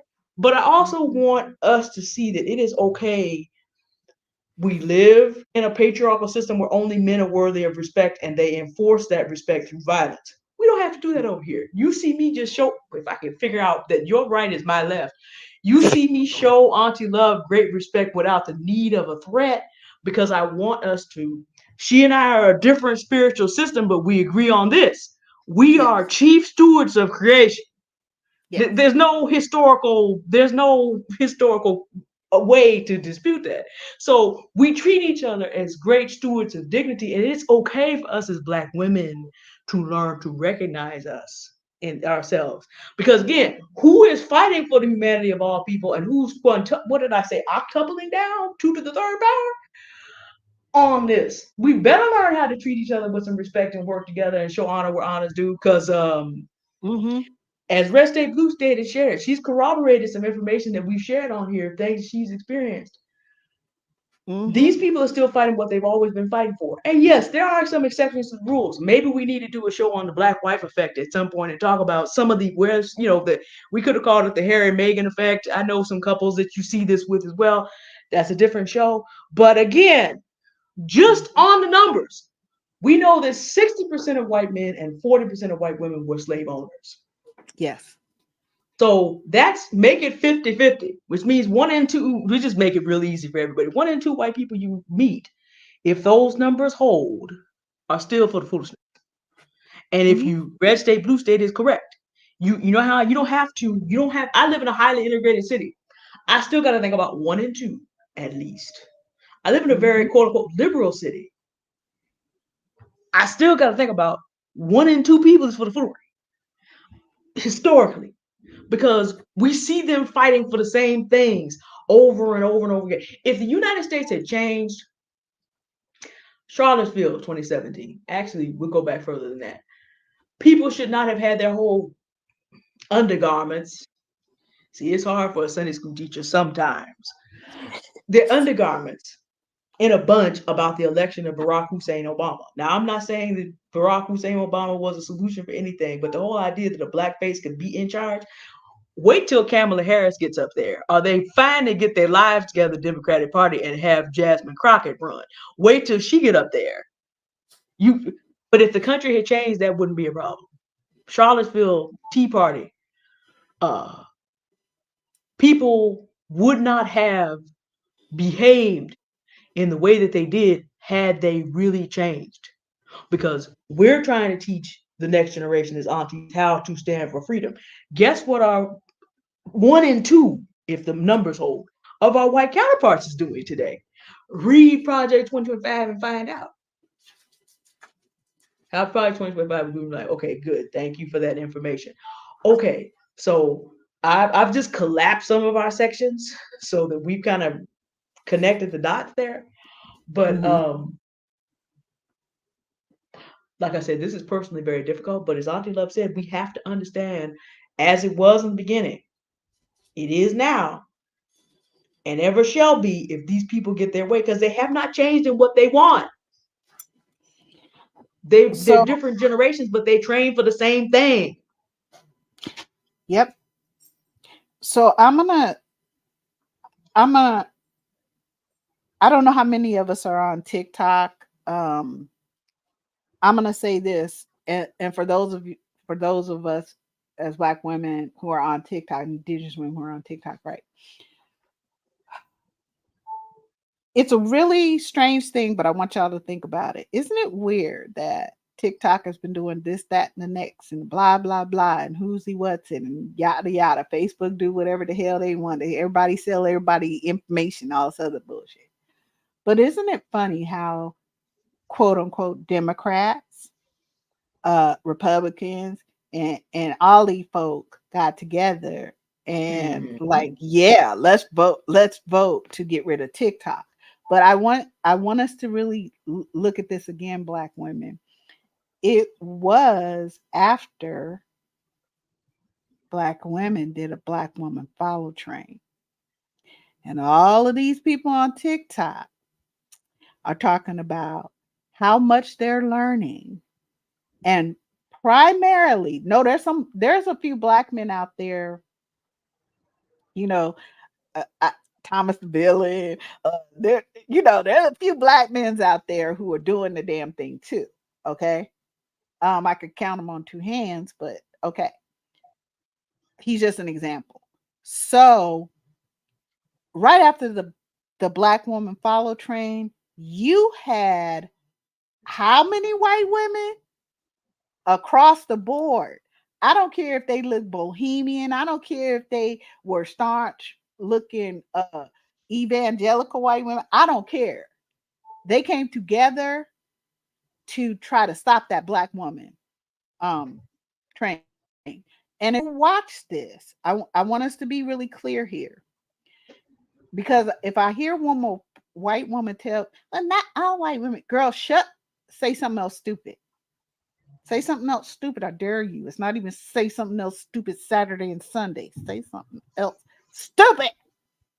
Because across this country, you have this whole thing where you're banning books and all of this stuff. Now, where are the outraged liberal white women fighting against the banning of Black history? There aren't any. I can say that with authority from well, there may be there's exceptions to every rule, but the rule is I'm in San Francisco.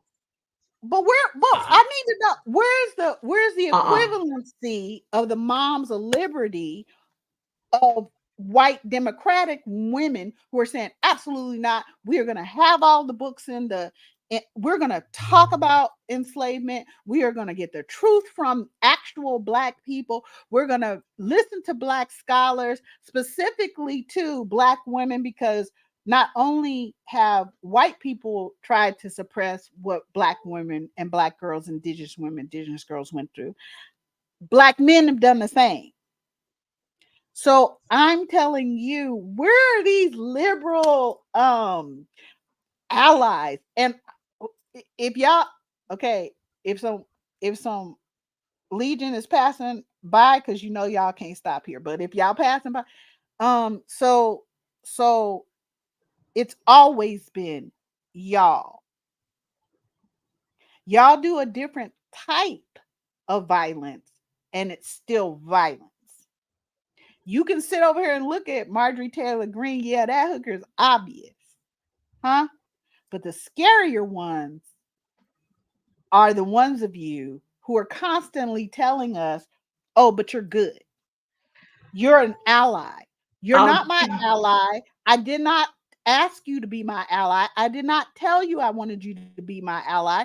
I don't know who told you that you was Black women's and Black girls and Indigenous women ally. No, the fuck you're not. You're not. What you are based on your behavior is my fucking enemy. You're not my ally. So stop making up shit that you want the rest of us to get with. So I was out there, I was on TikTok, blah, blah, blah, blah. And White Woman Whisperer asked that question, right? That's going it's gone viral, double, triple, quadruple, multiple times.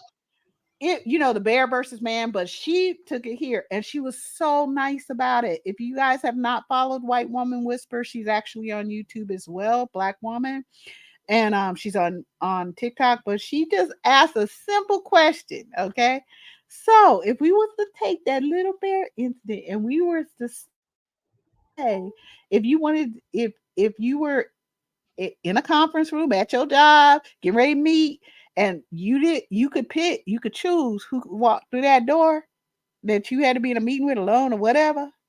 Would you choose a white man or a white woman? And all these women around the world, Black women, Black Indigenous women around the world, white man, we choosing a white man. Ain't no way in hell. No, white man, bear or white man. We choosing white men. We are not. Girl, did these white women come apart? They lose their mind. They work together. I don't care what kind of evangelical cross with a liberty Democrat they are, virus with a cross with a mixed with a bacteria they are. Honey, they came and demonetized that baby. But understand what we're saying. White Woman Whisper, all she did was put a question out there. Black woman came in droves and said, oh, we picking white men. We ain't gonna be in no place with no white woman. Girl, you know what they do? You know what they do to us at work every day? Same shit they did enslaved. Same shit they did during Jim Crow. Same shit they're doing today. I don't give a damn if they are liberal, democratic, evangelical white. I don't care if they Marjorie Taylor Greene white. I don't give a damn what kind of white women they are. Same shit. They terrorize us. But we have been programmed and conditioned to work for their comfort in every way. You can't hurt their feelings. You have to understand if they had a bad day coming into work. You got to listen to their problems. You got to resolve them for them. Smile at the right time, but don't smile at other times. You have to give them full access to your brilliance, your creativity, Your and private life. you, your private life. And you have to make sure that you center them in all things. And then if you try to say, oh, well, I came up with this, then you're not a team player because whatever is in your head belongs to them, just like your body. They get to tell you that you are not going to get care, that you are not in pain, that you are not this, you ain't that. They get to fuck with your money. They get to fuck with your children because they fuck with them in school. That's where they start. So when White One Whisper, she's been going through so much. And Portia is one of her besties, another black woman, brilliant. There's so many brilliant black women out here. Like I don't know. Y'all just all incredible to me. But so this white woman comes on her thing about 2 weeks ago. I saw this comment, okay, because I'm trying not to go over there and behead people allegedly, okay, because I understand that's White Whispers, you know, space. You're showing her I just let honor. her know if you need a warrior, girl, I'm here, girl, because I cut these motherfuckers in half. I don't give a damn about none of this shit. None of them, none of, but she's trying like we've all tried in these Americas, huh? To accommodate these people. So this one white woman says, we have always hurt for you. Even as a child, I did. But now I see you don't care if we hurt. So you went to this girl who all y'all got together and demonetized. And you said, as a white woman out your white woman tear, acid tear mouth, that you hurt for us. And how dare us not care about how you're in pain, watching our pain at your hands. Auntie Love. I don't have my violin, but my piano's right in there.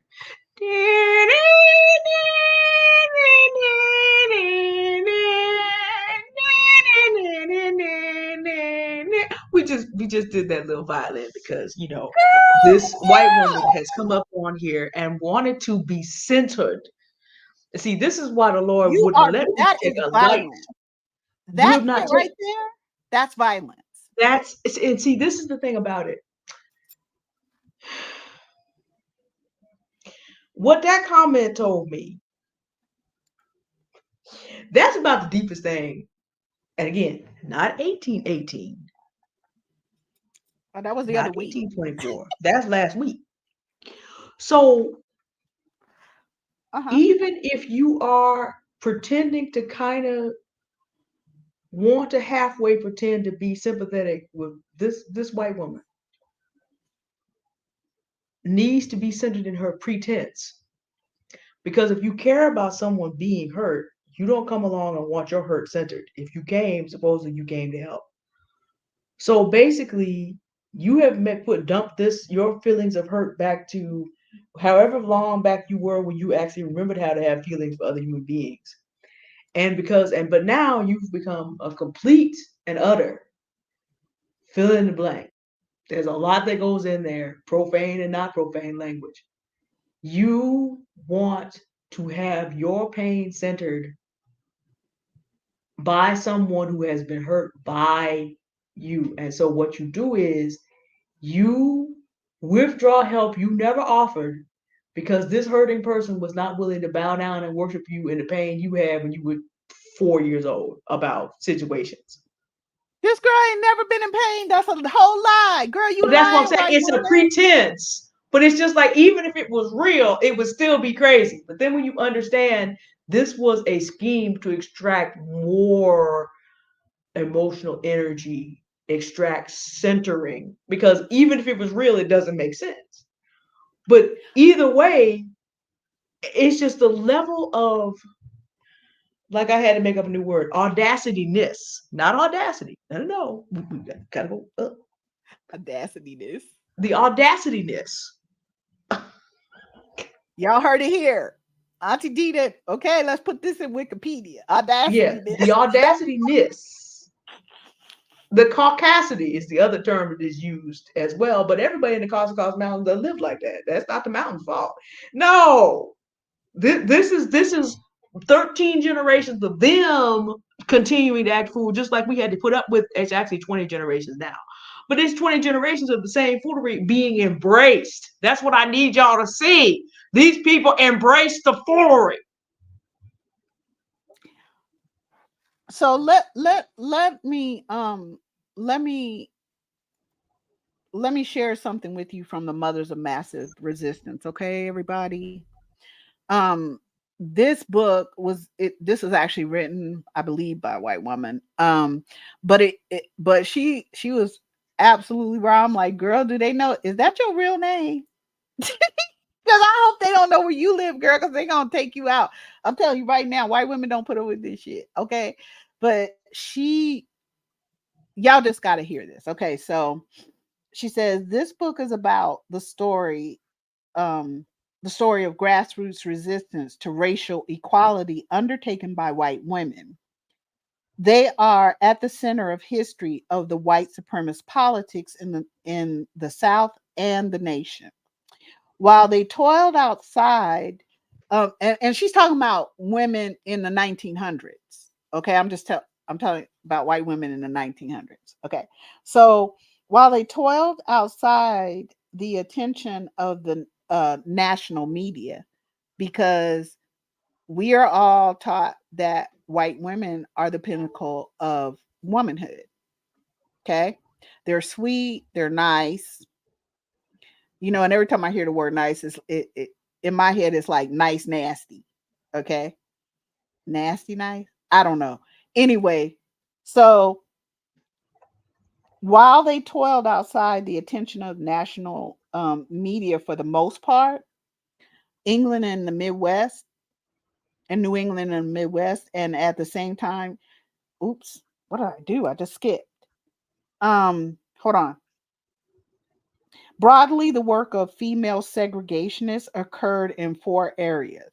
Y'all ready? Because Red State, Blue State brought this up. Rochelle just brought this up, okay? Broadly, the work of female segregationists occurred in these four areas: social welfare, foster care, all that, that whole system. That's them. They wrote it, they operate it.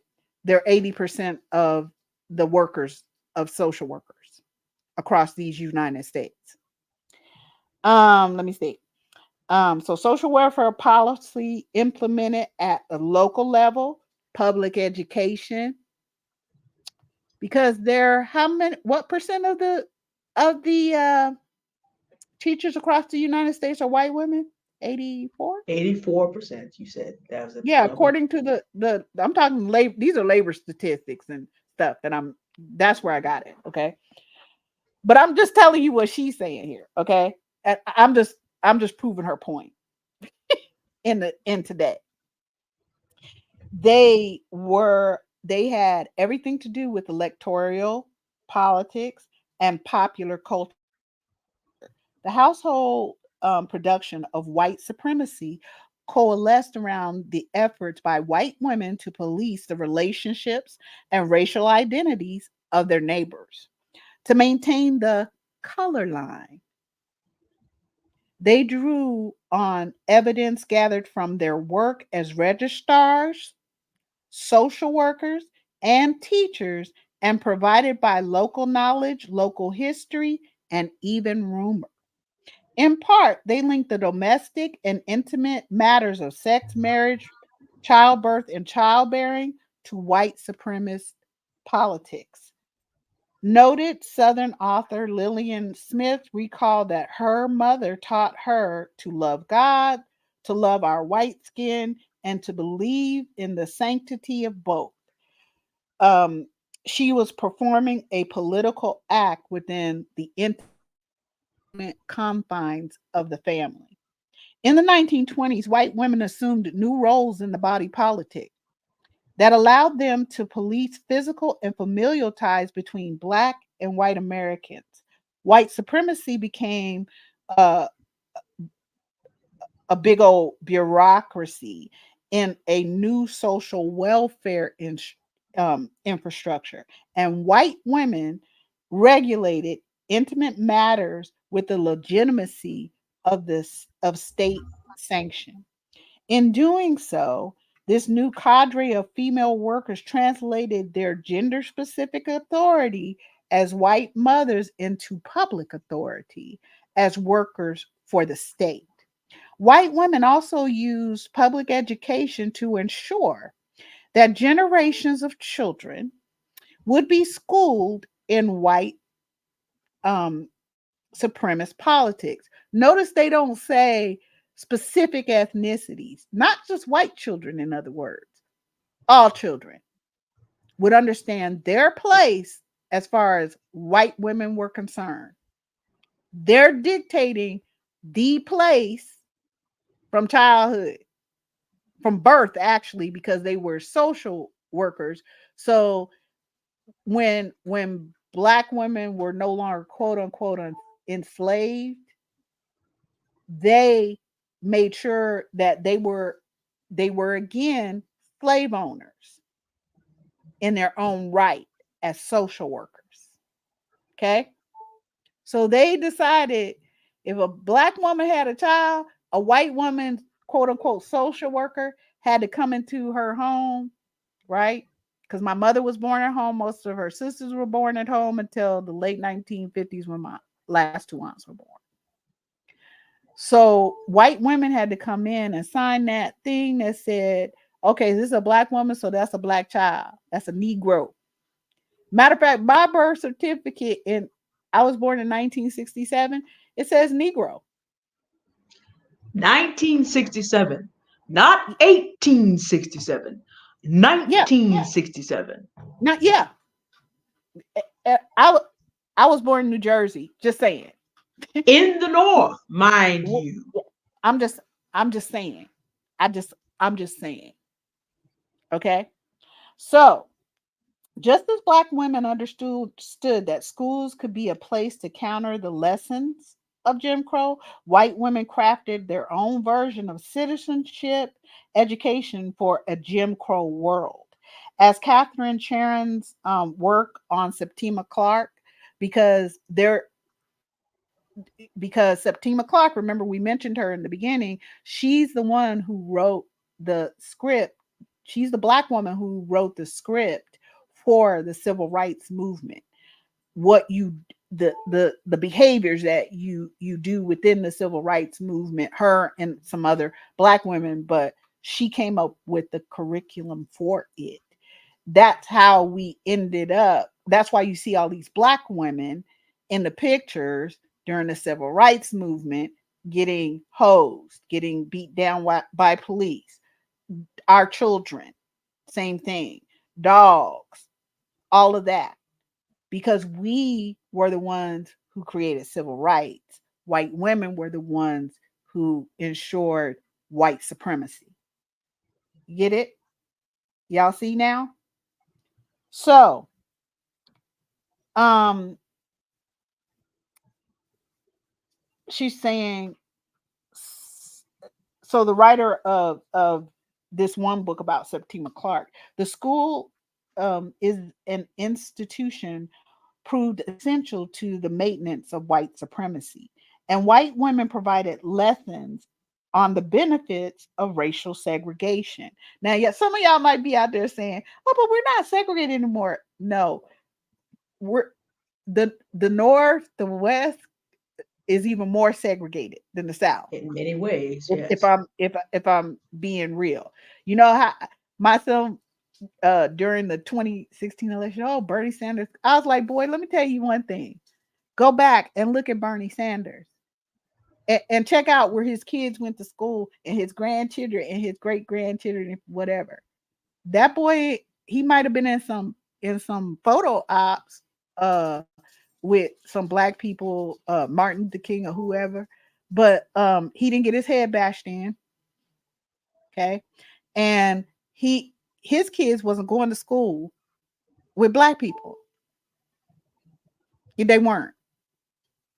He wasn't trying to he ain't trying to integrate like that. So I don't know what you're talking about. Go back and look at the real history of these people. Okay? So-called liberals. So the school as an institution proves essential to the maintenance of white supremacy, and white women provided the lessons on benefits of racial segregation and the work needed to keep it going. When white women censored textbooks or movies, funded summer schools, or conducted essay contests, they upheld segregation. In other words, they upheld white supremacy through a broad public education that outlasted both legal segregation and its most vociferous proponents. So let me tell y'all something. Initially, after the Civil War, it was actually black women who created schools because white children who weren't of a certain class didn't know how to read either. They didn't either. This says So Grant for knows. the 12 years of Reconstruction, white, poor white kids, you know, when they weren't working too, black kids, older people who didn't know how to read, that were black or whatever, came to the schoolhouse. Black women did that because we came from a place in which we educated. This whole bullshit. Oh, you can't. We brought them over here and they didn't even speak our language. Why would we be speaking your language, crazy? Half of y'all couldn't speak y'all You language. sound crazy. Sixty But percent of but white people were even illiterate. without knowing how to speak your language, we picked up on it faster. And today in 2024, you still can't say our name correctly. If one more white bitch calls, I'm sorry, Legion calls me Lovely, I swear to God, I'ma snatch you. Okay? I'ma snatch you. You can't even pronounce our name. Lee is the oldest English name. I just talked about that. How you not gonna know how to pronounce a name that goes back to Richard the Lionhearted and the Normans? And the actual, not just the Lee, my Leigh. Y'all know I what that know, but is? that's the original Norman. And how Oh, you with some gonna look at French. the word, the beginning of my name, which is love, right? So it's lovely, right? How you gonna be calling me Louvre and every other thing under the sun? Y'all are clowning. But you're gonna say that black children are stupid and black girls are this and that and black women ain't shit and all of this stuff.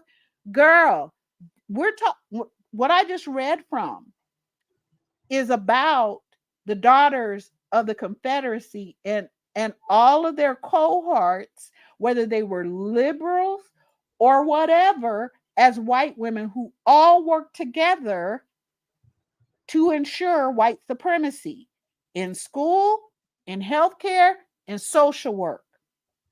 And if you break down Project 2025, you see the exact same divisions. When Auntie Love read about the woman talking about the family, now you know what the family is supposed to look like and what it's supposed to do in the minds of these women. It is to hold a white skin sacred. I mean, look, they even made over Jesus in 1638. Ancient Jews look a whole lot more like Auntie Love and I than what they came out with. So when they talk about restoring the family, they're not talking about every single group of people here being able to have the resources to have a nice family. They're talking about restoring that Auntie Love is reading about. And I want y'all to look at pictures. I want y'all to go back and I want you to look at pictures, at the bravery, at the courage, at the brilliance, at the creativity of Black women and Black girls. I want us to be very clear about this as we move over to problem solving. Right, because it is Okay. about that time. That was a lot. We actually outlined a lot more. I will say in passing that the coffle is no longer made of chains, but the adultification and depression of Black women and Black girls in particular living under this system. The coffle is still there, being driven to work, being driven to work, being driven to schools where nobody loves you, being in work with nobody loves you, and you have to keep it going because CPS can still come into your home and take kids. So everything that we've talked about comes right down to the present day. And if Project 2025 is enacted, most of us are not old enough to recognize the federal government finally getting on board with civil rights is what allowed a lot of this stuff to stop. If the federal government even just stops enforcing it, you go back to states' rights. You go back into the tender mercies of these women. If the federal government is taken over by this policy, Black women have no help anywhere. And let me explain a little lesson in government. And this is why we have to get to solutions quickly. The states do operate. Amendment 10, all powers not expressly given to the federal government are reserved to the states. 10th Amendment. However, if the state needs help from the federal government, the natural disasters are a thing. A state taken over by federal government taken over by Project 2025 will simply withhold resources from states that don't get on the program. This puts in the state a position of, do we care more about Black women or do we want to get our money from the federal government? If you need me to explain how that is, how that's going to come out, then you have not been paying attention. Once this happens on the state level, now the municipalities, same thing. The municipalities can basically handle themselves, but they need certain things to the state. So then if the state falls in line with the federal government and can now withhold resources from the city, then the municipalities have to fall in line.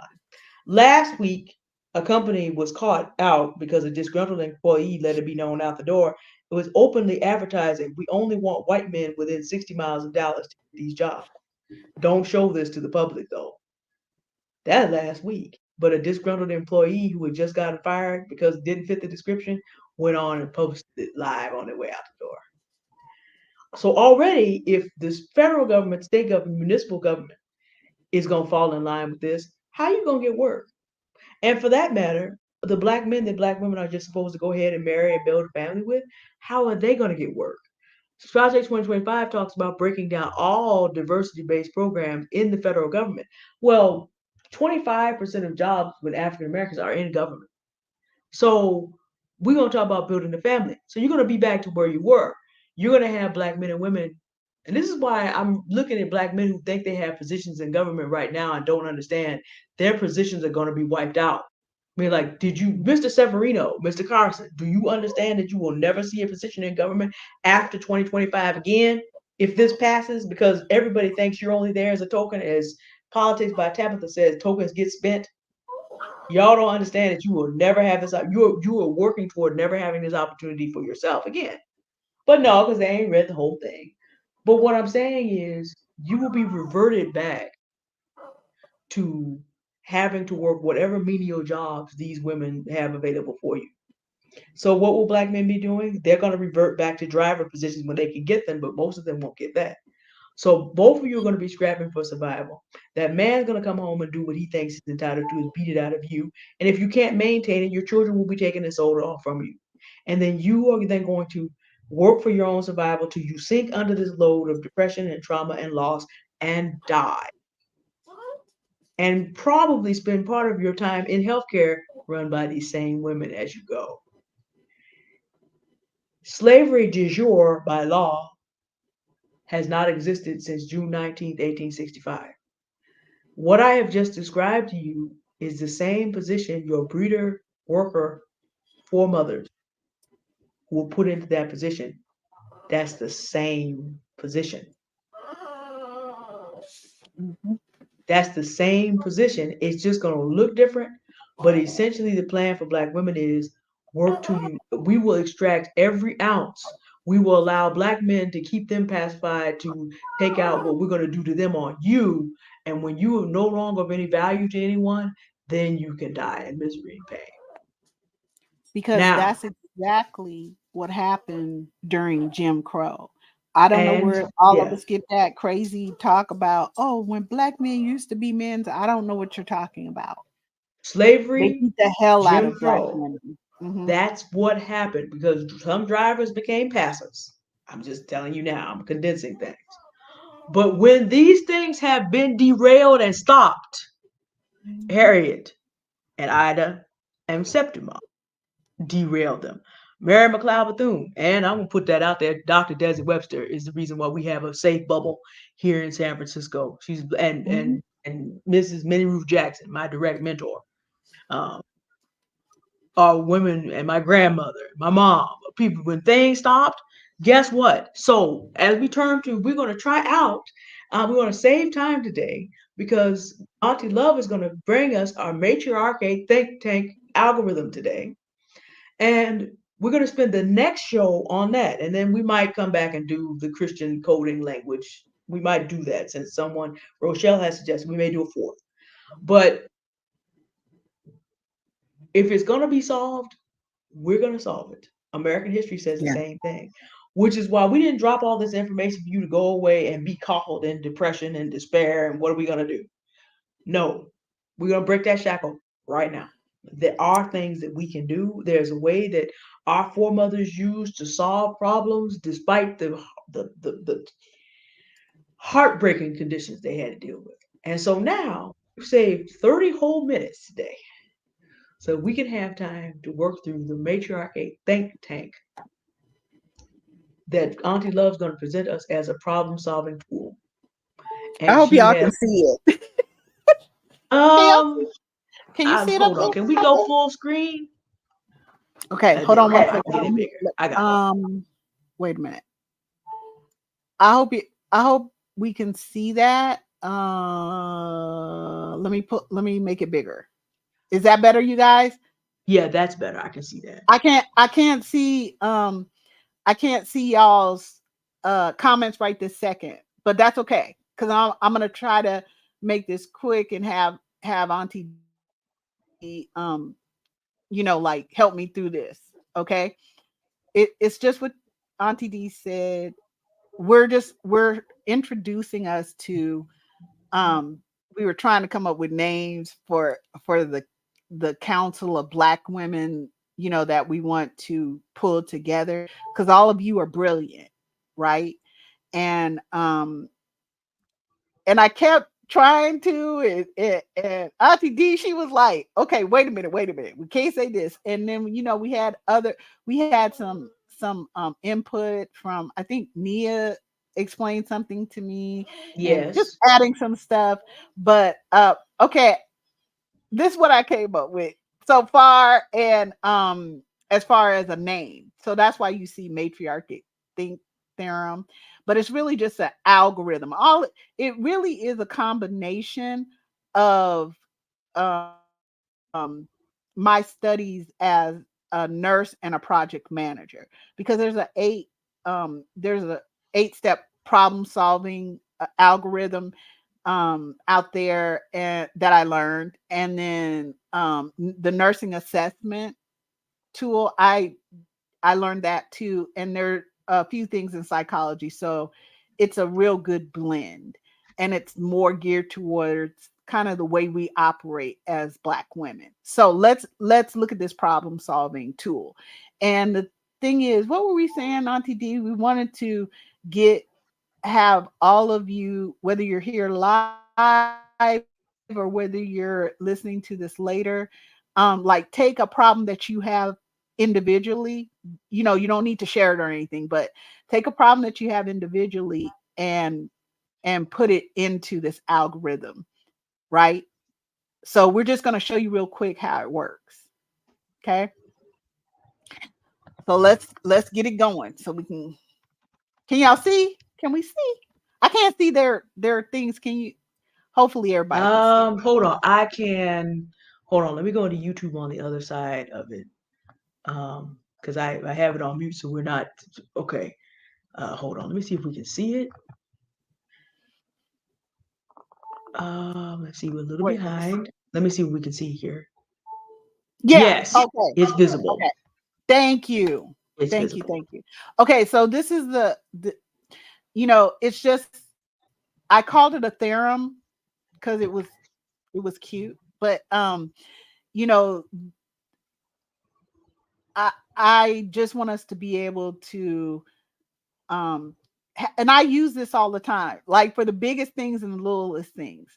Um, One of the things that I've learned over the years, especially like taking therapy myself, being in therapy myself, is that something my daughter said, and I thought it was so poignant and brilliant. She said, therapy is really so that it's not that we're not going to have problems, it's that we have the tools to deal with the problems, right? And we just keep adding more tools and more practice of those tools so that we develop our skills. That's all we're doing here. Okay. So I did it. This is what it looks like in a circular mode. You're going to see different versions of the same thing throughout this. But the first thing we have to do is describe the problem. And otherwise, we got to name the problem. We're naming the problem here this evening. Okay. So the first thing you got to do is name it. The next thing you got to do is amass info and analyze it. That's a part of what we did today. That's a part of what we've been doing as Noir Aunties, believe it or not. We've been coming to this whole, point. And bringing on these different incredible Black women, and we want to have more of you come up, and so we can celebrate and feature you, is a part of that, because you're all bringing information that has data, studies. Um, we also are bringing in, our own perspectives and things that we've dealt with personally, right? So the next part is defining at least 2 to 5 objectives. So if we're talking about Project 2025, you'll see. All right. But we're going to give you a different example of putting a problem into this. So next is diagnosing the cause, figuring out how we get here. How did we get here? So that we can see when things are happening that's going to make us repeat this same behavior that's harmful, that causes us pain, that means we're going to go through violence at the hands of other people. And then we have to come up with some actionable plans, things that we can put into place, right? To actually solve the problem. Okay. And then we have to act on those plans.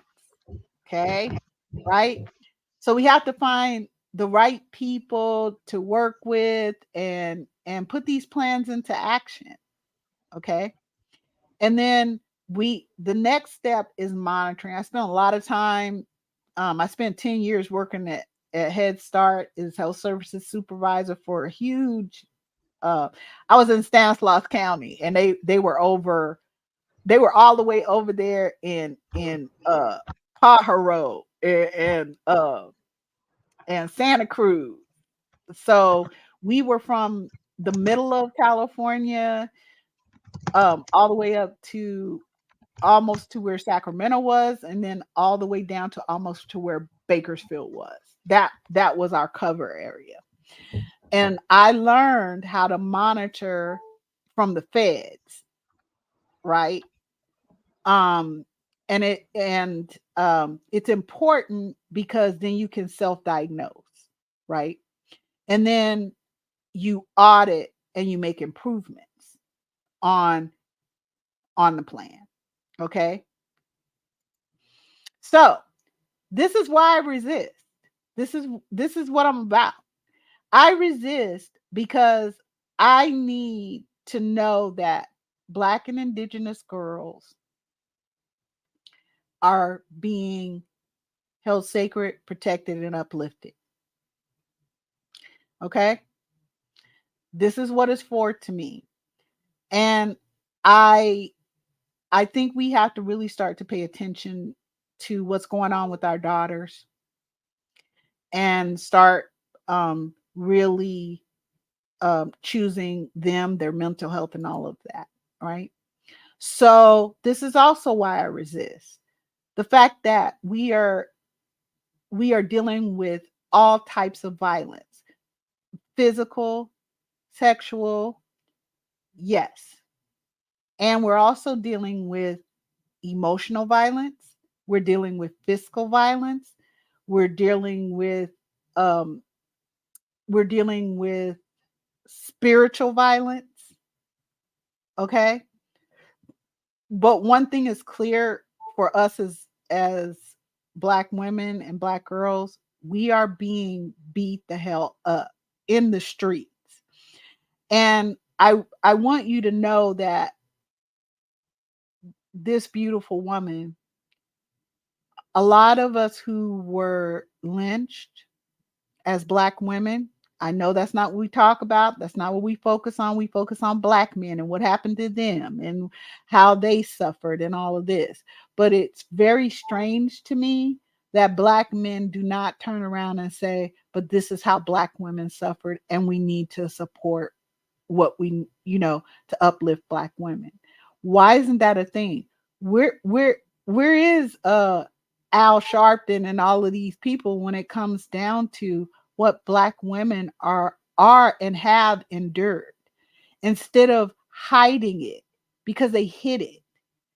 So how where are the Black men also? I want y'all to ask yourself, where are the Black men who should have been protecting us? This is Miss Laura, and she was lynched alongside of her son, a child. And that's often how Black women were lynched. We were lynched pregnant, as in Mary Turner's case, and we were lynched with our children. But we don't discuss that. And so it's easy for it to occur in different formats today. Yes, which is what we're talking about today. Yeah. And if you see here, we have Black men battering Black women. That's the only time I'm like looking at a case when it comes to like you know these beautiful girls, these in entertainment and stuff, is because I want to give us all a heads up that this has been the case for us, and it's continuing, and nobody is coming to protect us as Black women. We're going to have to let go of the patriarchal ideal that men are going to protect and provide for us. We already know about they ain't going to be providing for us, but they also are not protecting us as a whole as Black men. They haven't. They have not. Yes, the Red Summer was the machinations of white men um carrying out along with white women heinous, disgusting, vile, Crimes against humanity. inhumanities. Yeah. Mhm. That's true. And why didn't Black men ever set up anything to protect their families and their homes and their businesses? Anybody who else who deals with white people know that you need to have a whole system of militia and shit. Why didn't Black men, if they were all that? White people should have known, okay, so we're not fucking with Black people. If this belief that we keep telling each other, oh, Black men used to do this. No, they didn't. They did not. They went along with white people hiding the fact that white people lynched us. If Black men really had sense, they would have highlighted this just for their own sake, because the idea that they were being lynched had to do with how they somehow I don't know, white women made up with their crocodile tears to get them lynched, right? Well, they could have proven the fact that they, that they weren't doing what these white women said with the idea that you lynch black women too and our children. So it isn't just that. But see, black men don't think. And just You know what? with Project 2025 and calling y'all baby mamas and me baby mama and all this other shit and who hurt you and all But you this know other what? Usually you're less gentle than I am, but I'm going to push back a little bit on that. You're saying black men don't think. I'm going to be less gracious because their grandfathers had that driver position. Mm-hmm. Remember that? Mm-hmm. Black drivers kept driving at least to 1865.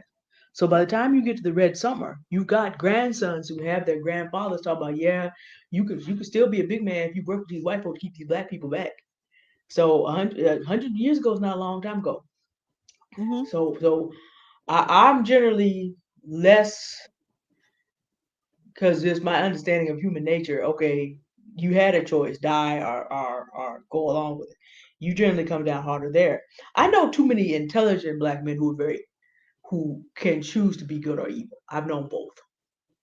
Mm-hmm. I don't think black men are lacking in human intelligence. It's just that enough of them. P. Diddy was doing his best driving life when he was with Cassie. He out here selling poison to the black community, out here promoting white products. And part of what went with that was that he got to be as sexually perverted as he wanted to be and to beat on black women. And we're not going to say black biracial. We know she has a black parent.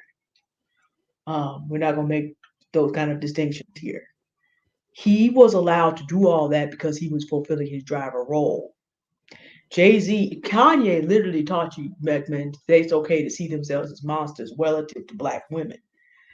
And talking about when I get on, I'm gonna get with a white girl. Well, he didn't read Mothers of Massive Resistance, of course. He didn't read Half Never Been Told, got over there and Kim Kardashian said, I'm rich in a white woman. What you mean? You know where my family's from? You think we gonna do this? Watch this. And she still has all 4 of them kids. Mm-hmm. And then he went out and got himself a double of her. I'm like, so you didn't. But see, it's that illusion of Mr. Severino, Mr. Carson, Herman Cain, a whole list of them. I think they are not unintelligent. I think that they want that driver position still. Yeah. I would like to be comforted in thinking that Yeah.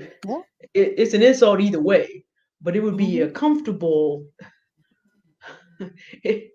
As a highly intelligent woman who knows what I would be like if I went to the dark side, and who've known black men who have done that, and even worked for some of them, it would be easier if we could just readopt them as our children, assuming that they don't know any better than what they're doing. We've been saying that for a long time. And I do think there are some thoughtless black men. But Auntie Love, we got a few of them that they're doing evil with both hands. Ben Carson's not a stupid man. Yeah. When I agree 1000%. I really do. And I love the way you're putting it because I don't want to give any impression that I'm giving them excuse for their badass behaviors. They're choosing it. They chose it then. They chose it during Miss Laura's time. And what we found out from Gender and Lynching, that is a book. I put a list of the books and stuff Yeah, they're in the in description, the y'all. yeah. Um in Gender and Lynching, written by black women, um, we find that it is women again like Ida B. Wells, like Semptima Clark, like all of these different black women who end up putting an end to the Jim Crow era, but also putting these pictures up at the risk of their literal lives. Um, and black women, 85% of us, because I want us to remember something else about being treated violently in all the ways that we have been and continue to be, there are some of us who are going to be born, like my mother, a psychopath. We have a few. If white women are telling you we can't even stand as white women to hear our own history and the shit we still doing today, if they can't even mentally withstand that, what is it that we can expect from our children?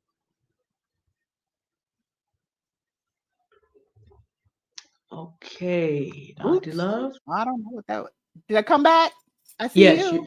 we see. Okay. Yes, you're there. So yeah, what we're saying, in other words, is no one's coming to do all that. We're gonna have to do this for ourselves as we have, but we're gonna have to really use the tools of problem solving. We're gonna have to change where our energy is going toward, you know, because if I see one more person on here talking about Princella and some other girl or whoever and somebody else and breaking that down for literally hours at a time, and then black women being so damn caustic to each other makes no sense to me. But none of those hours are being spent on actually solving what is in front of us, beside us, around us, underneath us, and in every way. So you know, our I, I need us to understand that we are dealing with both. um we're not, I'm never telling you guys that white men didn't do this and this and that and the poor white men. Oh no, they've been the long arm of fucking violence. Okay, it has been recent that black women have, well, I won't say recent, I'm gonna say recent in this country. Okay, black women have always been able to stand toe to toe with white men and whoop they tail. Okay, we have plenty of evidence of that. So it's not surprising when a a owner judge uh Yep. beats down the oh so famous uh leader and general, George Washington. 6'4" George Washington Yeah, got it's his not, tail beat yeah, by it's on the not judge. surprising that all of these black women were, millions of us were a part of the Underground Railroad. Okay, we're the ones who freed all of those people. All right, it is not surprising that it's black women who are at the forefront, who created um ensuring that everybody around the world saw the pictures of these freaks torturing our bodies, our children, the men in our family. Okay, we did that. We're the ones who created all of, civil rights, which the entire world, we're trendsetters because we're highly evolved. So something I want to bring up really quick is that I was talking to my twin cousin, and she was oh well, but if you problem solve, where are you going to take it? So are there like Congress people you're going to get a hold of and this and that?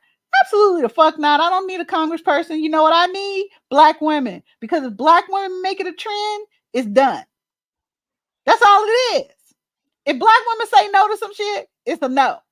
If black women say this is what's gonna happen, then this is what's gonna happen. Okay. I don't need Kamala Harris or any of these other folks.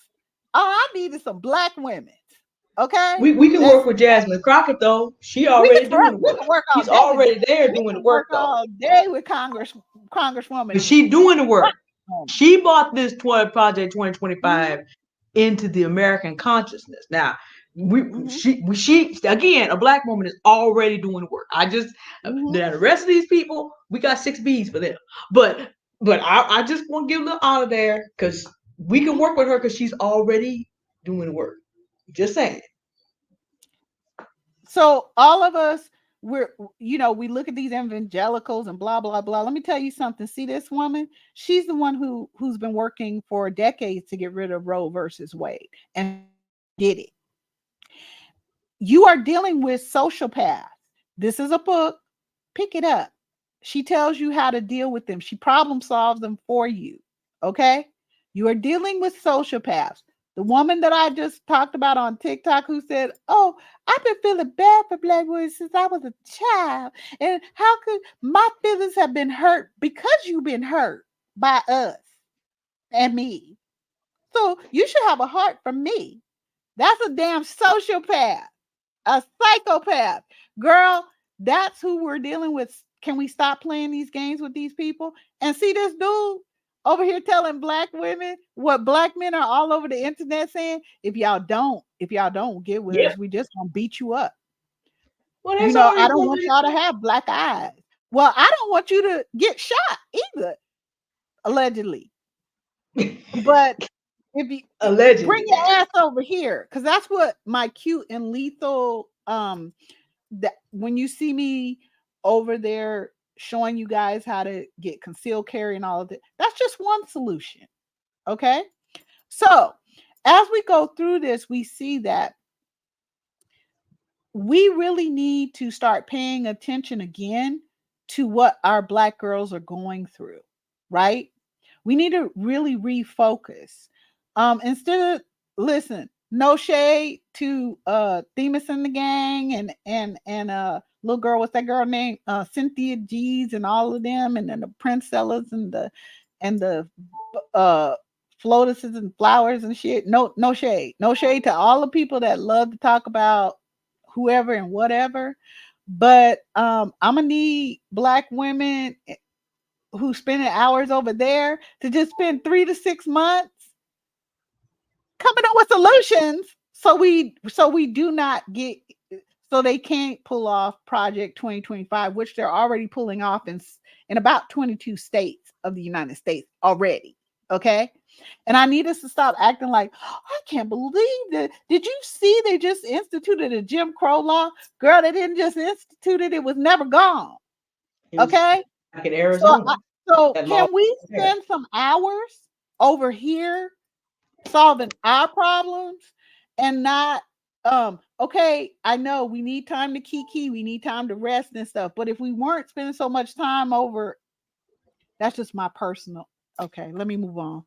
Okay, so Project 2025 is I'm I'm saying it's a right wing, racist policies, but it's not just right wing people that are doing this. Okay, and it's not just involving white folks either. Okay, being a part of this. Jim, what's that boy name? Ben Carson. He wrote one of the One of the chapters chapters. Yes. over there in He's a doctor Project over HUD. 2025 with his dumb. Okay, I can't. He's not But I dumb. He's wicked. That's different. okay, he's stupid too, but you right, he ain't dumb. Um, so I wanted us to see, and y'all can come back and look at this anytime, right?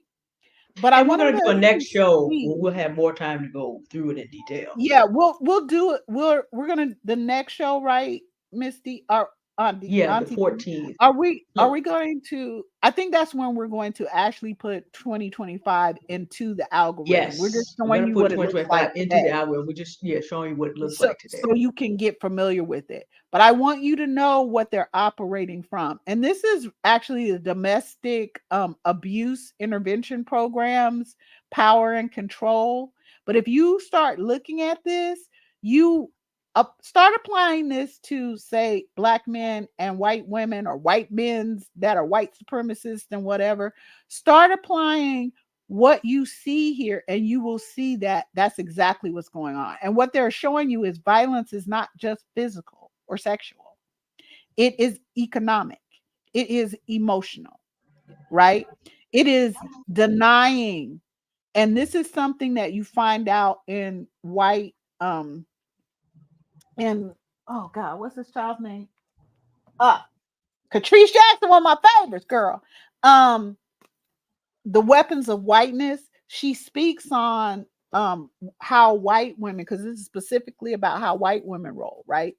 She speaks on how white women will deny, dismiss, uh what's the other one? Oh my God. And their final ploy is, of course, to destroy. So, so it's the 4Ds that they pull all the time. So it what they'll do is they'll deny, they'll defend their bullshit, they'll derail the conversation, and then they'll work to destroy you. Same thing you saw with when we did the Black Girl Follow Train.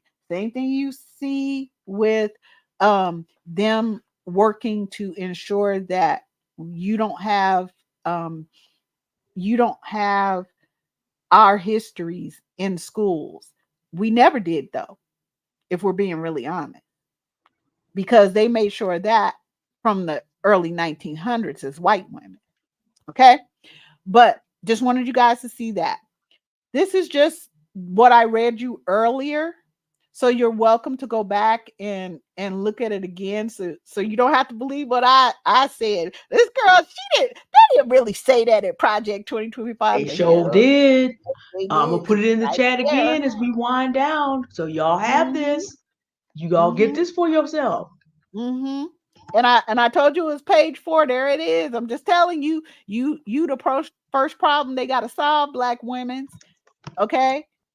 So um we have two problems here when we're talking about how what is the mortality and morbidity of black women, and what are the two major reasons for it, right? So if we said, okay, diabetes is the number one killer of black women, right?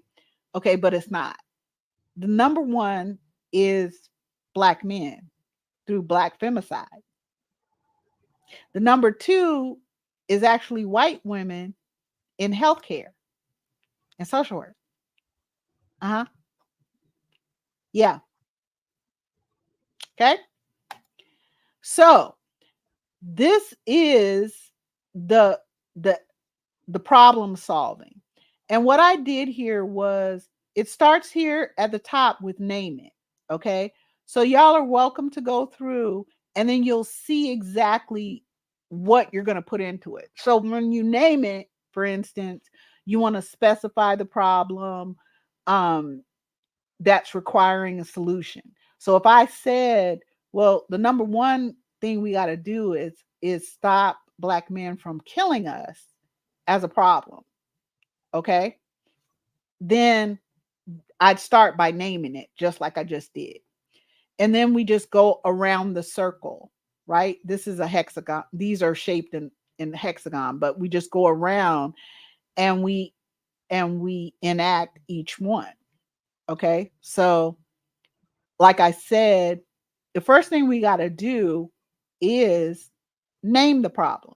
We got to articulate what the problem is. And then we get into the second part of it, which is we have to understand the data behind it, right? And the studies and all of our different allegories, right? Our different stories and personal experiences. Okay. And so it comes down to, in the second step of it, when did it begin? And we talked about when it began today, right? We've been talking about it all along here on Noir Aunties. When did we find it? Who or what is involved? Is it curable? And it is, actually. Okay.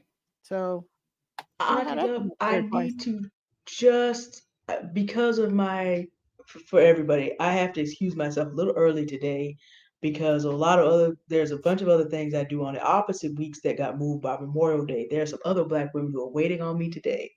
So what I want you to do, because it's 6:30 their time, Mm-hmm. we're going to be doing investing 101. What I want you to do is stay tuned. We're going to go through this next month, and I have a request for you as I depart. For next month, we're going to go through this. So the things that strike you in Project 2025, get them ready, put them in the comments. We're going to run Project 2025. We're going to run any specific aspect that you think is important. through Yes. Project 25. So Auntie Love has some great stats, and like I said, I scheduled myself so that I'd have alternating weeks. But because of Memorial Day, all these other Black women are like, "Well, this is we are doing on the 5th Saturday. Are you still gonna be there?" And I said, "Well, yes." So I have to excuse myself, y'all, but I will be back with you in 2 weeks. And if you have any particular questions for me, Auntie Love will have them. I'll roll by through and check the video when it's done. And again, pardon me, I've just got a lot of Black women I'm serving today. Auntie Love, take it away. I know you know how to close it out and make it good. And we'll be back. I'll be back. We'll be back with you on the 14th. But please excuse me because I got another set of Black women waiting on me right now. Love you, Auntie D. Thank you so much. And I'm just going to wrap this up. I'm going to go through these slides really quick and I'm going to wrap it up. Okay, and I'll come Hey, back and catch the rest of the replay too. Okay, bye, y'all. I'll see y'all on the 14th, okay? Bye. Bye. All right, ladies, we're going to get through this. So let's take Black femicide as the problem. Okay, so we've already amassed info about it, right? We know that Black men are the primary people, over 90% of the time, who are committing these acts of violence against Black women. Now it's at between 4 and 5 hours a day that Black women are being murdered by Black men, and that means 6 murders a day. And generally, it's like I said, by someone they know, usually an intimate partner, that type of thing. And this violence increases by 8% if the woman is a Black trans woman. And I need us to be very clear on my position here. This whole thing where we're trying to, as cishet or whatever we're calling ourselves today, Black women, NATO, whatever, Black women, that we're having this whole argument with Black trans women, that is absolutely ridiculous. Black trans women are not killing us as cishet women. And really, if we could stop using the tools of white supremacy and patriarchy, we would not be tripping with our own Black women.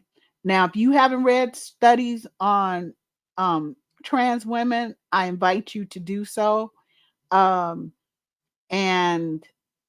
know that they are one of the most vulnerable parts of our community. So I'm not going to separate out Black women based on what white supremacy, weapons of white supremacy, or patriarchy. I just don't do that.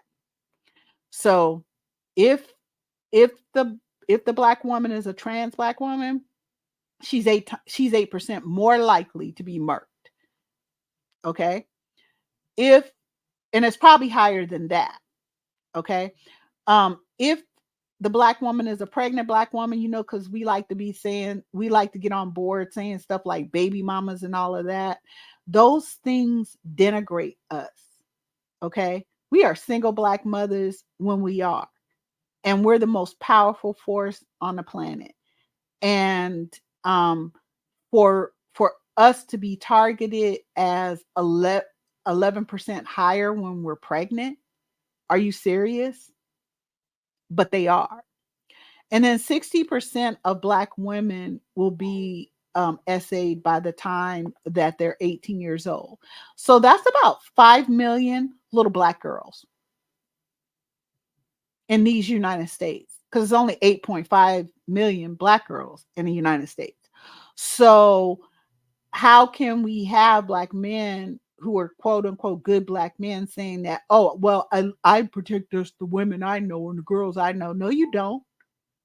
That's a lie. Because if you did, we wouldn't have the highest, we wouldn't have what we have in Black femicides, nor will we have 60% of our daughters being SA raped.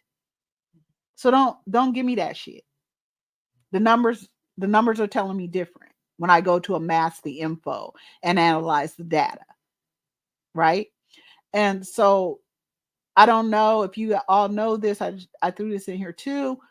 1 in 5 Black women will be victims of stalking.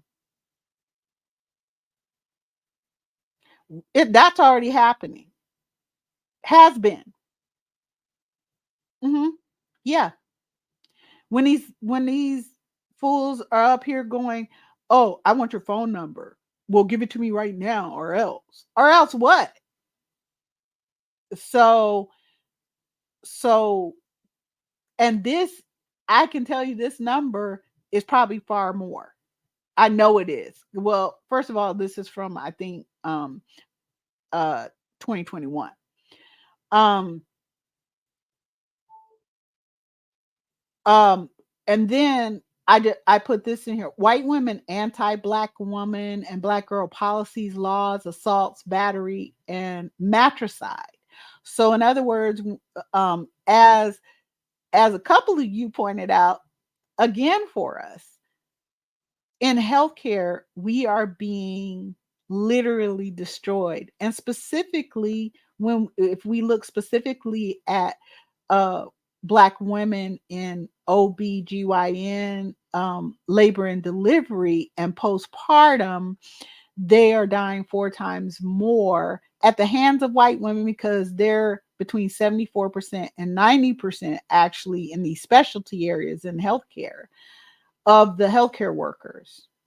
So the very people, the we like to say, oh, the system is bad, people are just biased. No, what do we need to do first? Name the problem. White women in healthcare, when it comes to us as Black women, are a fucking problem. And I got my numbers from HHS, and they have several studies on this, where they found out that if Black women are the ones caring for anyone, nobody is dying any more than anybody else. Nobody's dying. Okay. But when it's white women, we die 4 times as more. And then same with our babies, our newborns die twice as often, again, in the hands of white women. And we already discussed how they're in social work as well. So over here on this side, it's some of what I've already gone over before, so I won't go over it again. But again, we're naming the problem, and I'm giving you the second step, which is amassing info, right? So literally, we keep being told we can't say that Black men are hurting us. We can't say that white women are hurting us. We can't say that white men are hurting us. We can't say that whoever is hurting us when they're hurting us, and it's proven. Now, the other thing I want y'all to understand is that the fact that we have all these statistics means that these different government entities are watching what's being done to us, but nobody's stopping it, because we're going to have to do this for ourselves.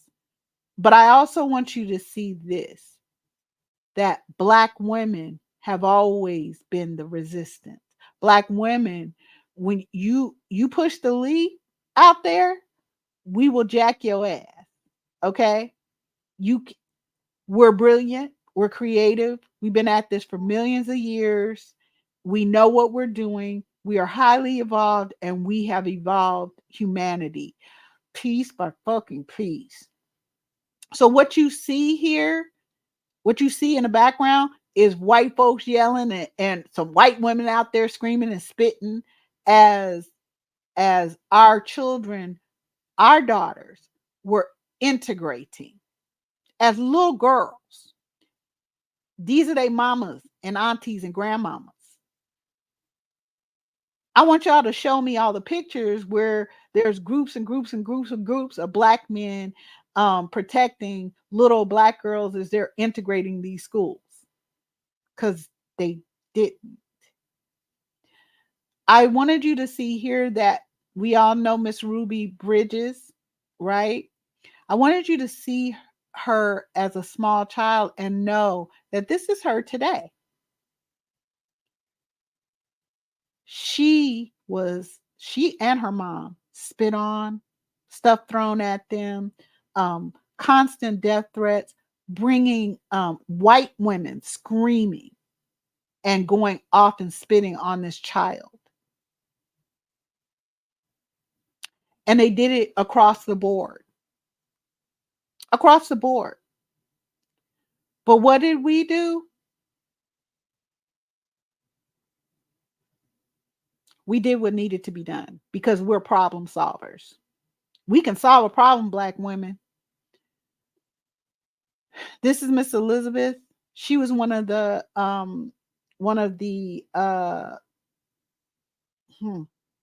God, it just went out of my head. Little Rock Nine. 6 of the Little Rock Nine, these were teenage kids. 6 of the Little Rock Nine who integrated a high school in Little Rock were Black girls. And if you go back, and this is her, if you go back, some of more than just Miss Elizabeth, but several of them are still alive. And they're here to talk about it. So this whole idea that people keep trying to tell us, oh, that was before. No, it wasn't just before. They're still alive after all of the violence against them as children. But Black women are a force.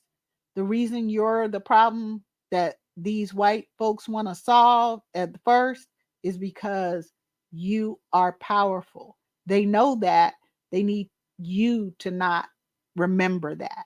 They need you as Black women to believe that there should be something, one of us is better than the other, some other bullshit. Okay. They need us not to come together. They need us not to do Black woman follow trains, but we ought to be doing that about Project 2025, about how they're treating our children in school, about how they treat it in healthcare. We ought to be doing Black women follow trains in every single one of these situations. Okay. So again, it's not what we saw in the past is actually happening again over and over. And it's going to be up to us.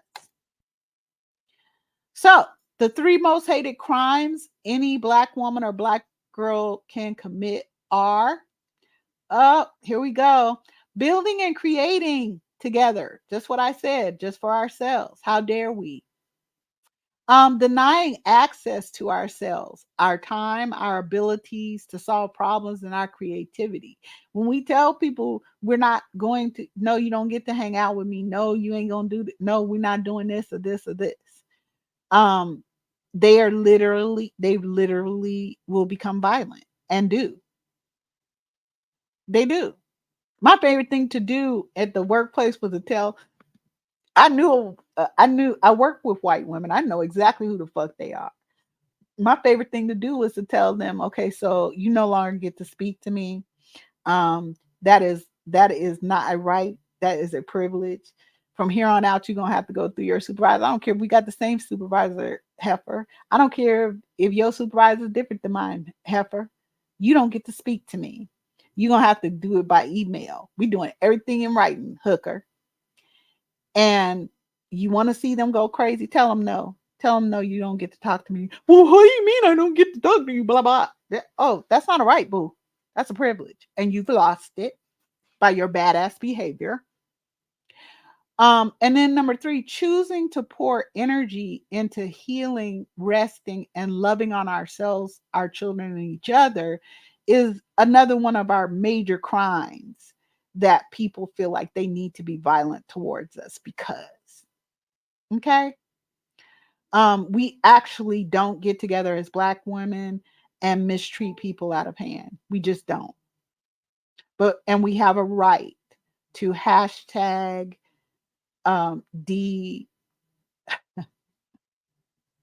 DYBW. Defend yourself, Black woman. We have a right to in every situation. Doesn't matter. Doesn't matter whether we're at work, in the healthcare system, social service, whatever the hell, it doesn't matter. For our children, we get to defend ourselves, and nobody gets to tell us how we're going to defend ourselves against their violence placed upon us and our children. Absolutely not. So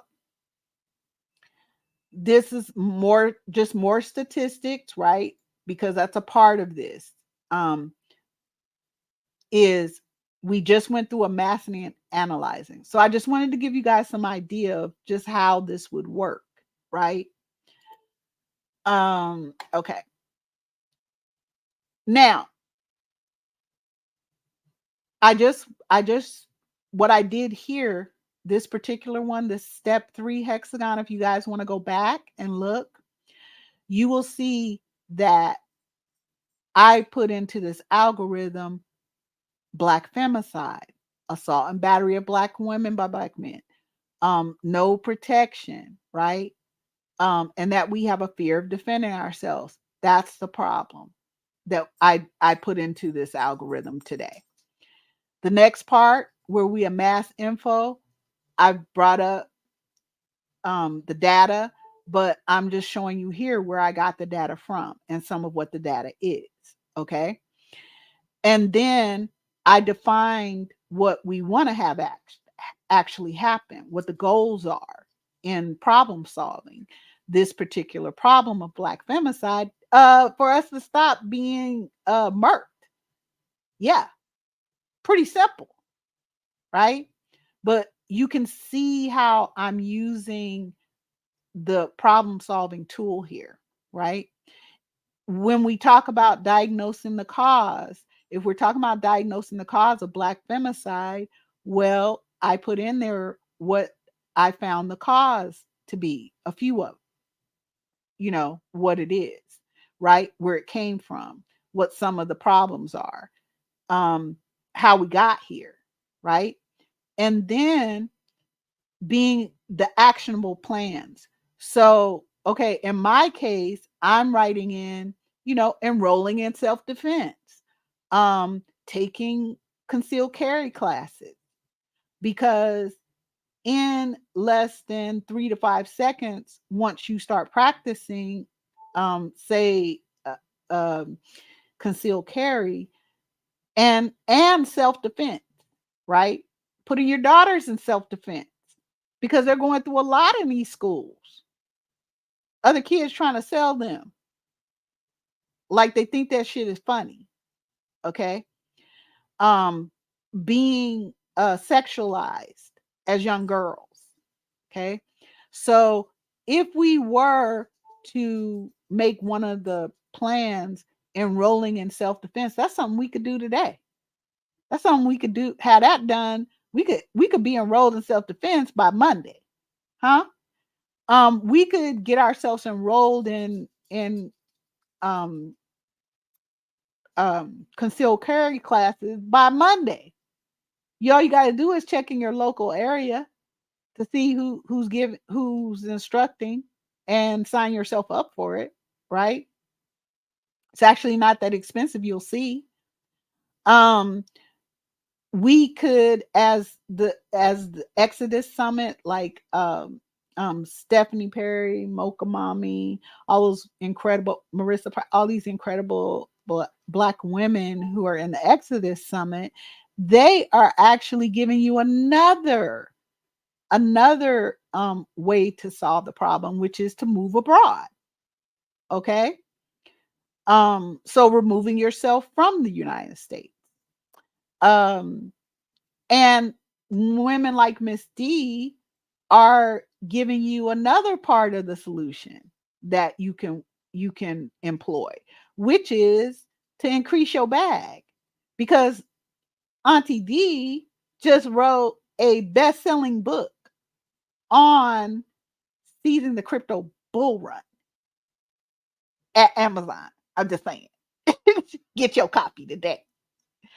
My daughter's already making money off of that. I just need y'all to know.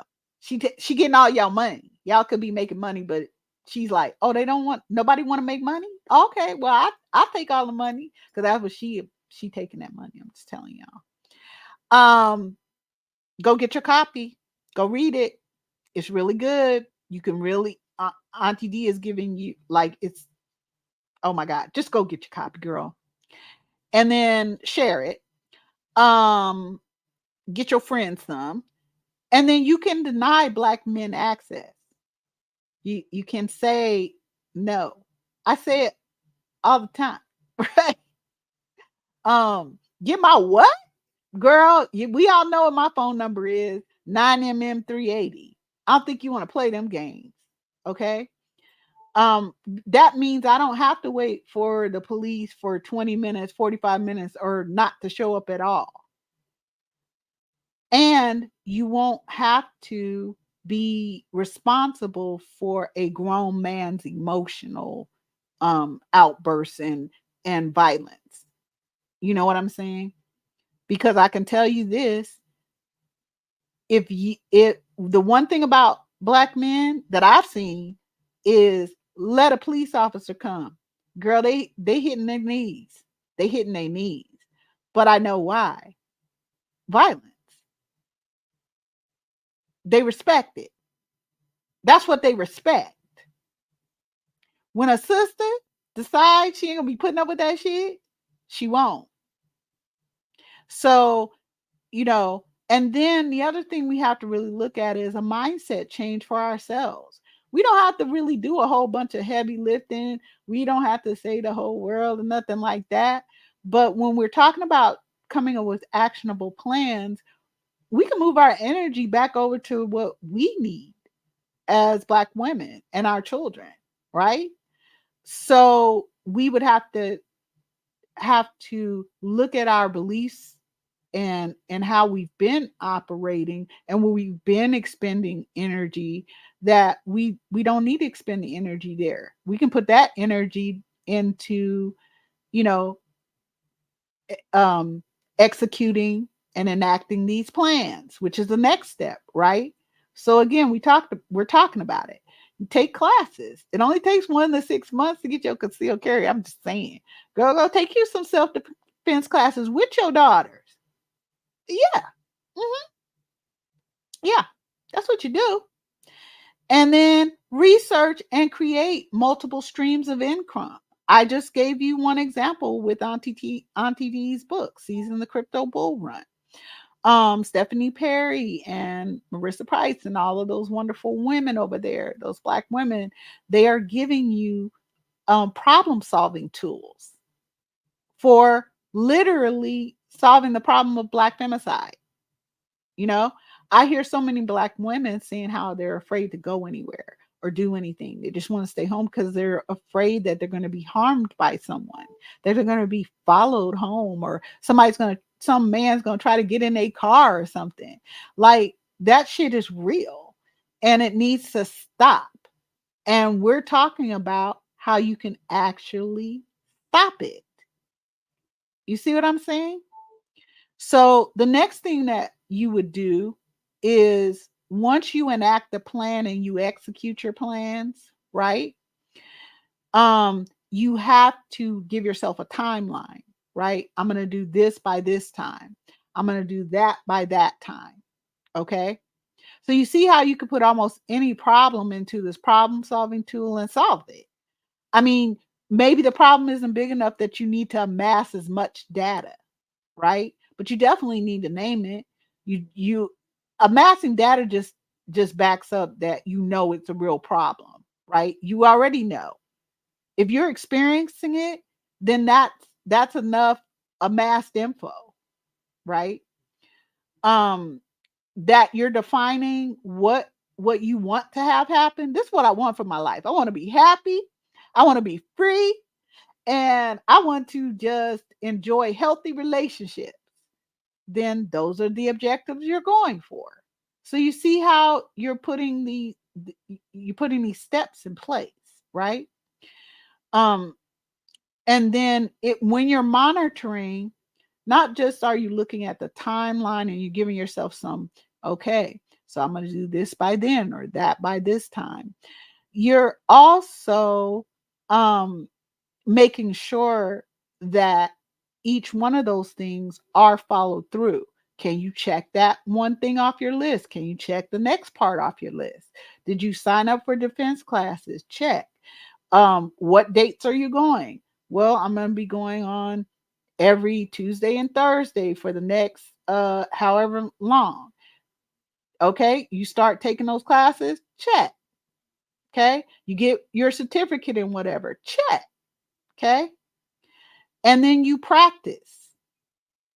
And what you do is you also ask yourself, okay, so what worked when I enacted the plans that I had, and what didn't work, and what do I need to tweak? That's a part of monitoring. How did what I do worked? Okay. Did I complete the self-defense classes? Yes. Do I feel confident I can do this? Yes. Okay. Me, I wasn't born knowing how to pew pew. I wasn't. But um over the last few years, I've become very adept. Hmm. Yeah. Absolutely.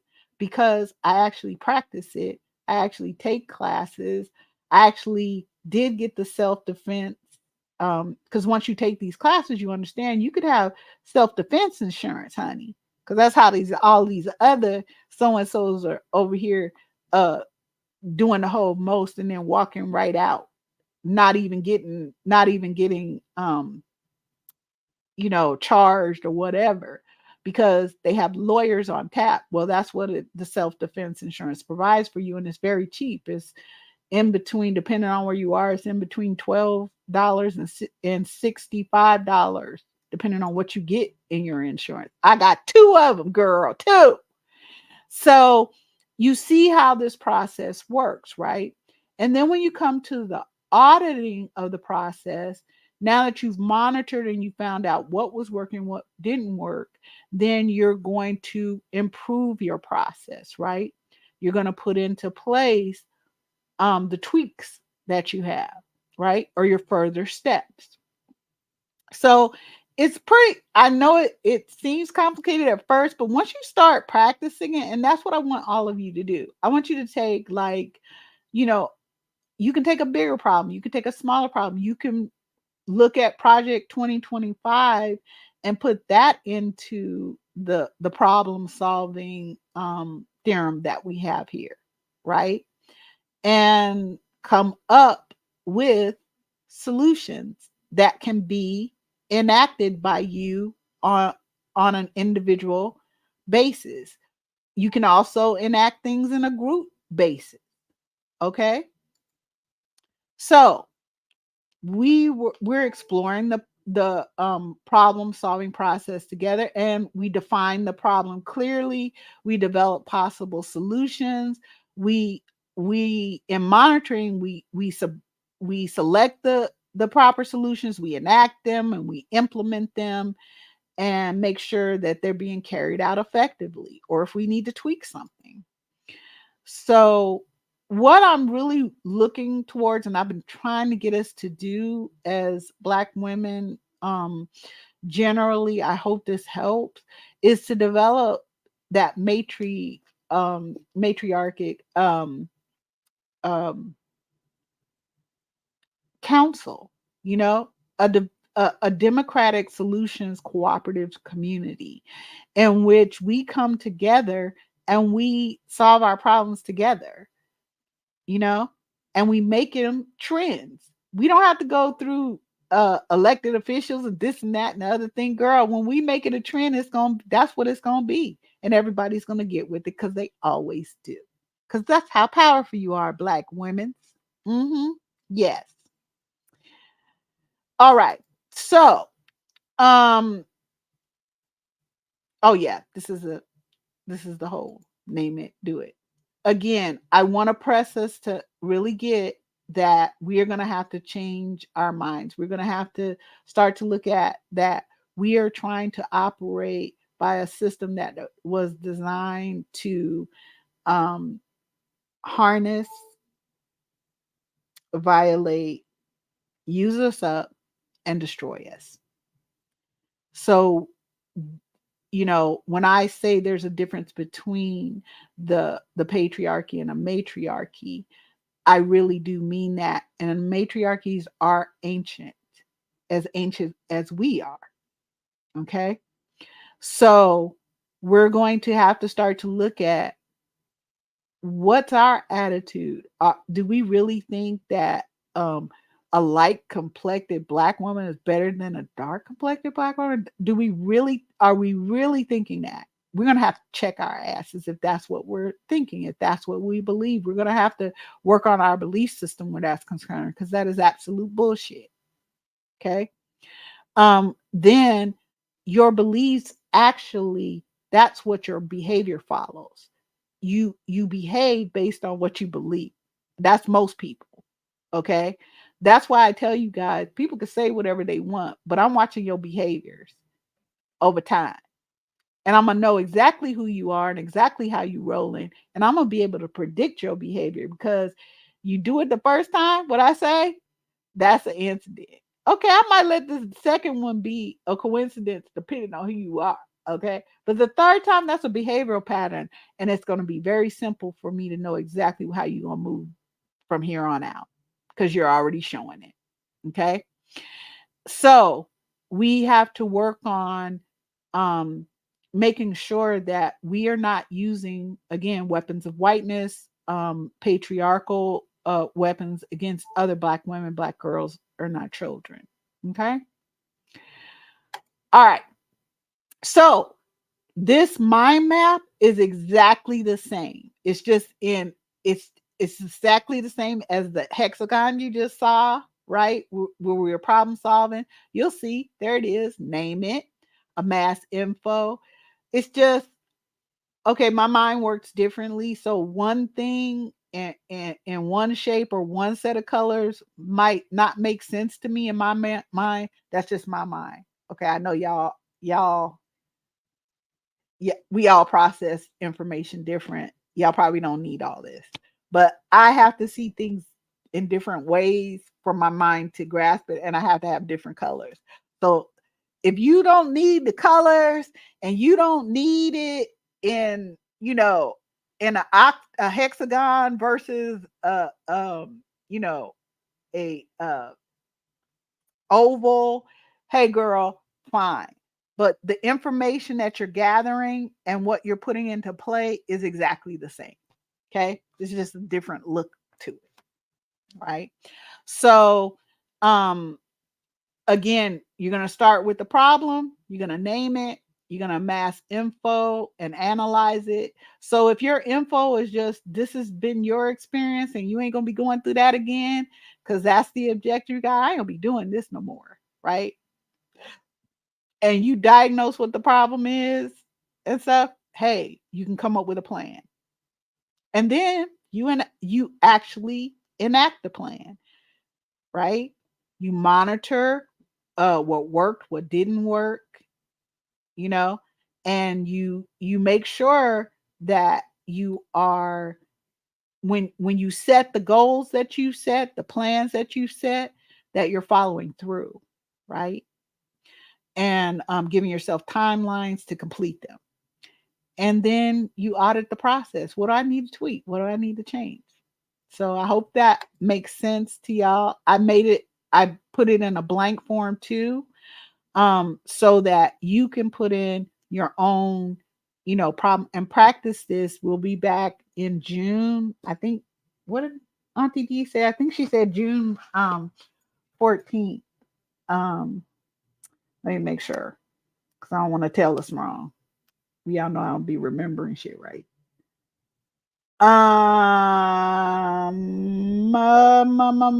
Yes, June 14th. So we're going to be back June 14th for the third part of this, where we're going to be putting Project 2025 into this algorithm to solve, a couple of the issues that are directly affect Black women, Black girls, Indigenous women, Indigenous girls, and our children. Okay. So you can practice that too, right? If you want. And bring your ideas, bring your actionable plans what you feel is something we ought to put in the actionable plans um that we can execute, because we're not all the same, right? um we're from different backgrounds. We have different cultures as Black women and Black girls and Indigenous women, Indigenous girls. So we need different ideas. And I don't know any more brilliant, creative people than Black women. I really just don't, you know? Um, so we can't just depend on my little mind. We need all y'all, because you're the trendsetters. You're the ones that decide, okay, we're gonna be all doing this now. Okay. And believe me, once you said it, everybody gonna be wanting to get on board. All of them. Hmm? All right. So um that is the end of the algorithm that I really hope that you all can practice it, share it with some other Black women, get together, have a problem solving party, girl, share it on all your social medias, uh, with other Black women. I'm purposefully only talking about Black women because that's who I center, and I center Black women and Black girls, Indigenous women, Indigenous girls, all of it. So this is specific to us, but you use it, you can use it for anything. You know what I'm saying? You can solve any problem. Y'all already do solve problems. Okay. You already do. This is just one of those things where I put this in all the time. This is how my head works. I'm just like, okay, so this is a problem. Okay, here's what's going. Oh, how did this get to be a problem? Oh, really? Oh no, we're not doing that. So what we're gonna do is this over here. And then I take the steps to make that happen. And then I go back and I go, okay, so what worked with that? What didn't? What did work? Ooh, yeah, I don't like that. So we need to change that. Okay? Listen, thank you. You know what? I love y'all so much. I can't even do it anymore. I just love y'all so very much. Um, Look at all y'all. Y'all so wonderful. I really do love y'all. I thank all of you for coming through and being here with myself and Auntie D. Um, just y'all are so amazing. And I hope more and more time that you're spending with us on Noir Aunties, that you're seeing how incredibly brilliant and beautiful and creative you are as Black women. Like I'm just amazed, you know, and I'm not amazed in like, oh, I didn't know. No, I'm amazed that we haven't beat everybody at. Okay. Y'all are so good. Okay, I'm not personally good, but y'all are good. Y'all are such incredibly compassionate and kind and caring. And I can't stand seeing us violated. I can't stand it. I just can't. You're amazing. And I just need y'all to know, you know? Look at Abundance. Hey. Um, wow. Thank y'all so much for being here. And I adore y'all. I really do. Um, yeah. If you get a chance in the next couple of weeks, practice, and we'll let you know, coming close to June 14th. Um, Auntie D is got such a great, like, girl, when I tell you, I'm gonna tell y'all a secret. Auntie D, she on this, honey. She on this. I'm over here following Auntie D's lead. I'm just a griot over here with some information. But Auntie D, she's on this. and she's just wonderful. Like, I adore her. Okay. But we can't let secrets out about me being kind or compassionate or anything, right? Because we don't want people we need people to know that I choose violence most of the time. Yeah. But no, seriously, she is absolutely wonderful. And I'm just I get to be in all of your presence, and that is I can't tell you. Each time I get to come here with the like, ooh, I'm so excited and I want all these things. I want to say all these things and I want to hear from all of you. And I love that y'all are talking to us and you're telling us how you see it and what you see going on. Y'all are just freaking brilliant. Thank you so much. I appreciate you as Black women, and Indigenous women. I really do. Thank you. And I hope y'all have a great weekend. I'm going to the shooting range, but that's just me, girl. That's just me. I'm going to the shooting range and, you know, take a couple of my little girlfriends, my little pistols, call them my girls. But I hope y'all have a wonderful weekend, safe one, and you're taking really good care of yourself and you're getting rest and you're relaxing. Um, oh, thanks, Abundance. Thank you. Uh, I just thank y'all so much. Thank you so much. Um, Again, have a great weekend. You know, enjoy yourselves. Um, have some real laughs because, girl, as soon as I shut this down, I'm gonna go find something to crack up about. You know, I know it's always something funny, as far as I'm concerned, around here. So, so, and I get to spend some time with my daughter, my son, my hubby. So, thank y'all so much. I hope y'all have a great one. Love y'all.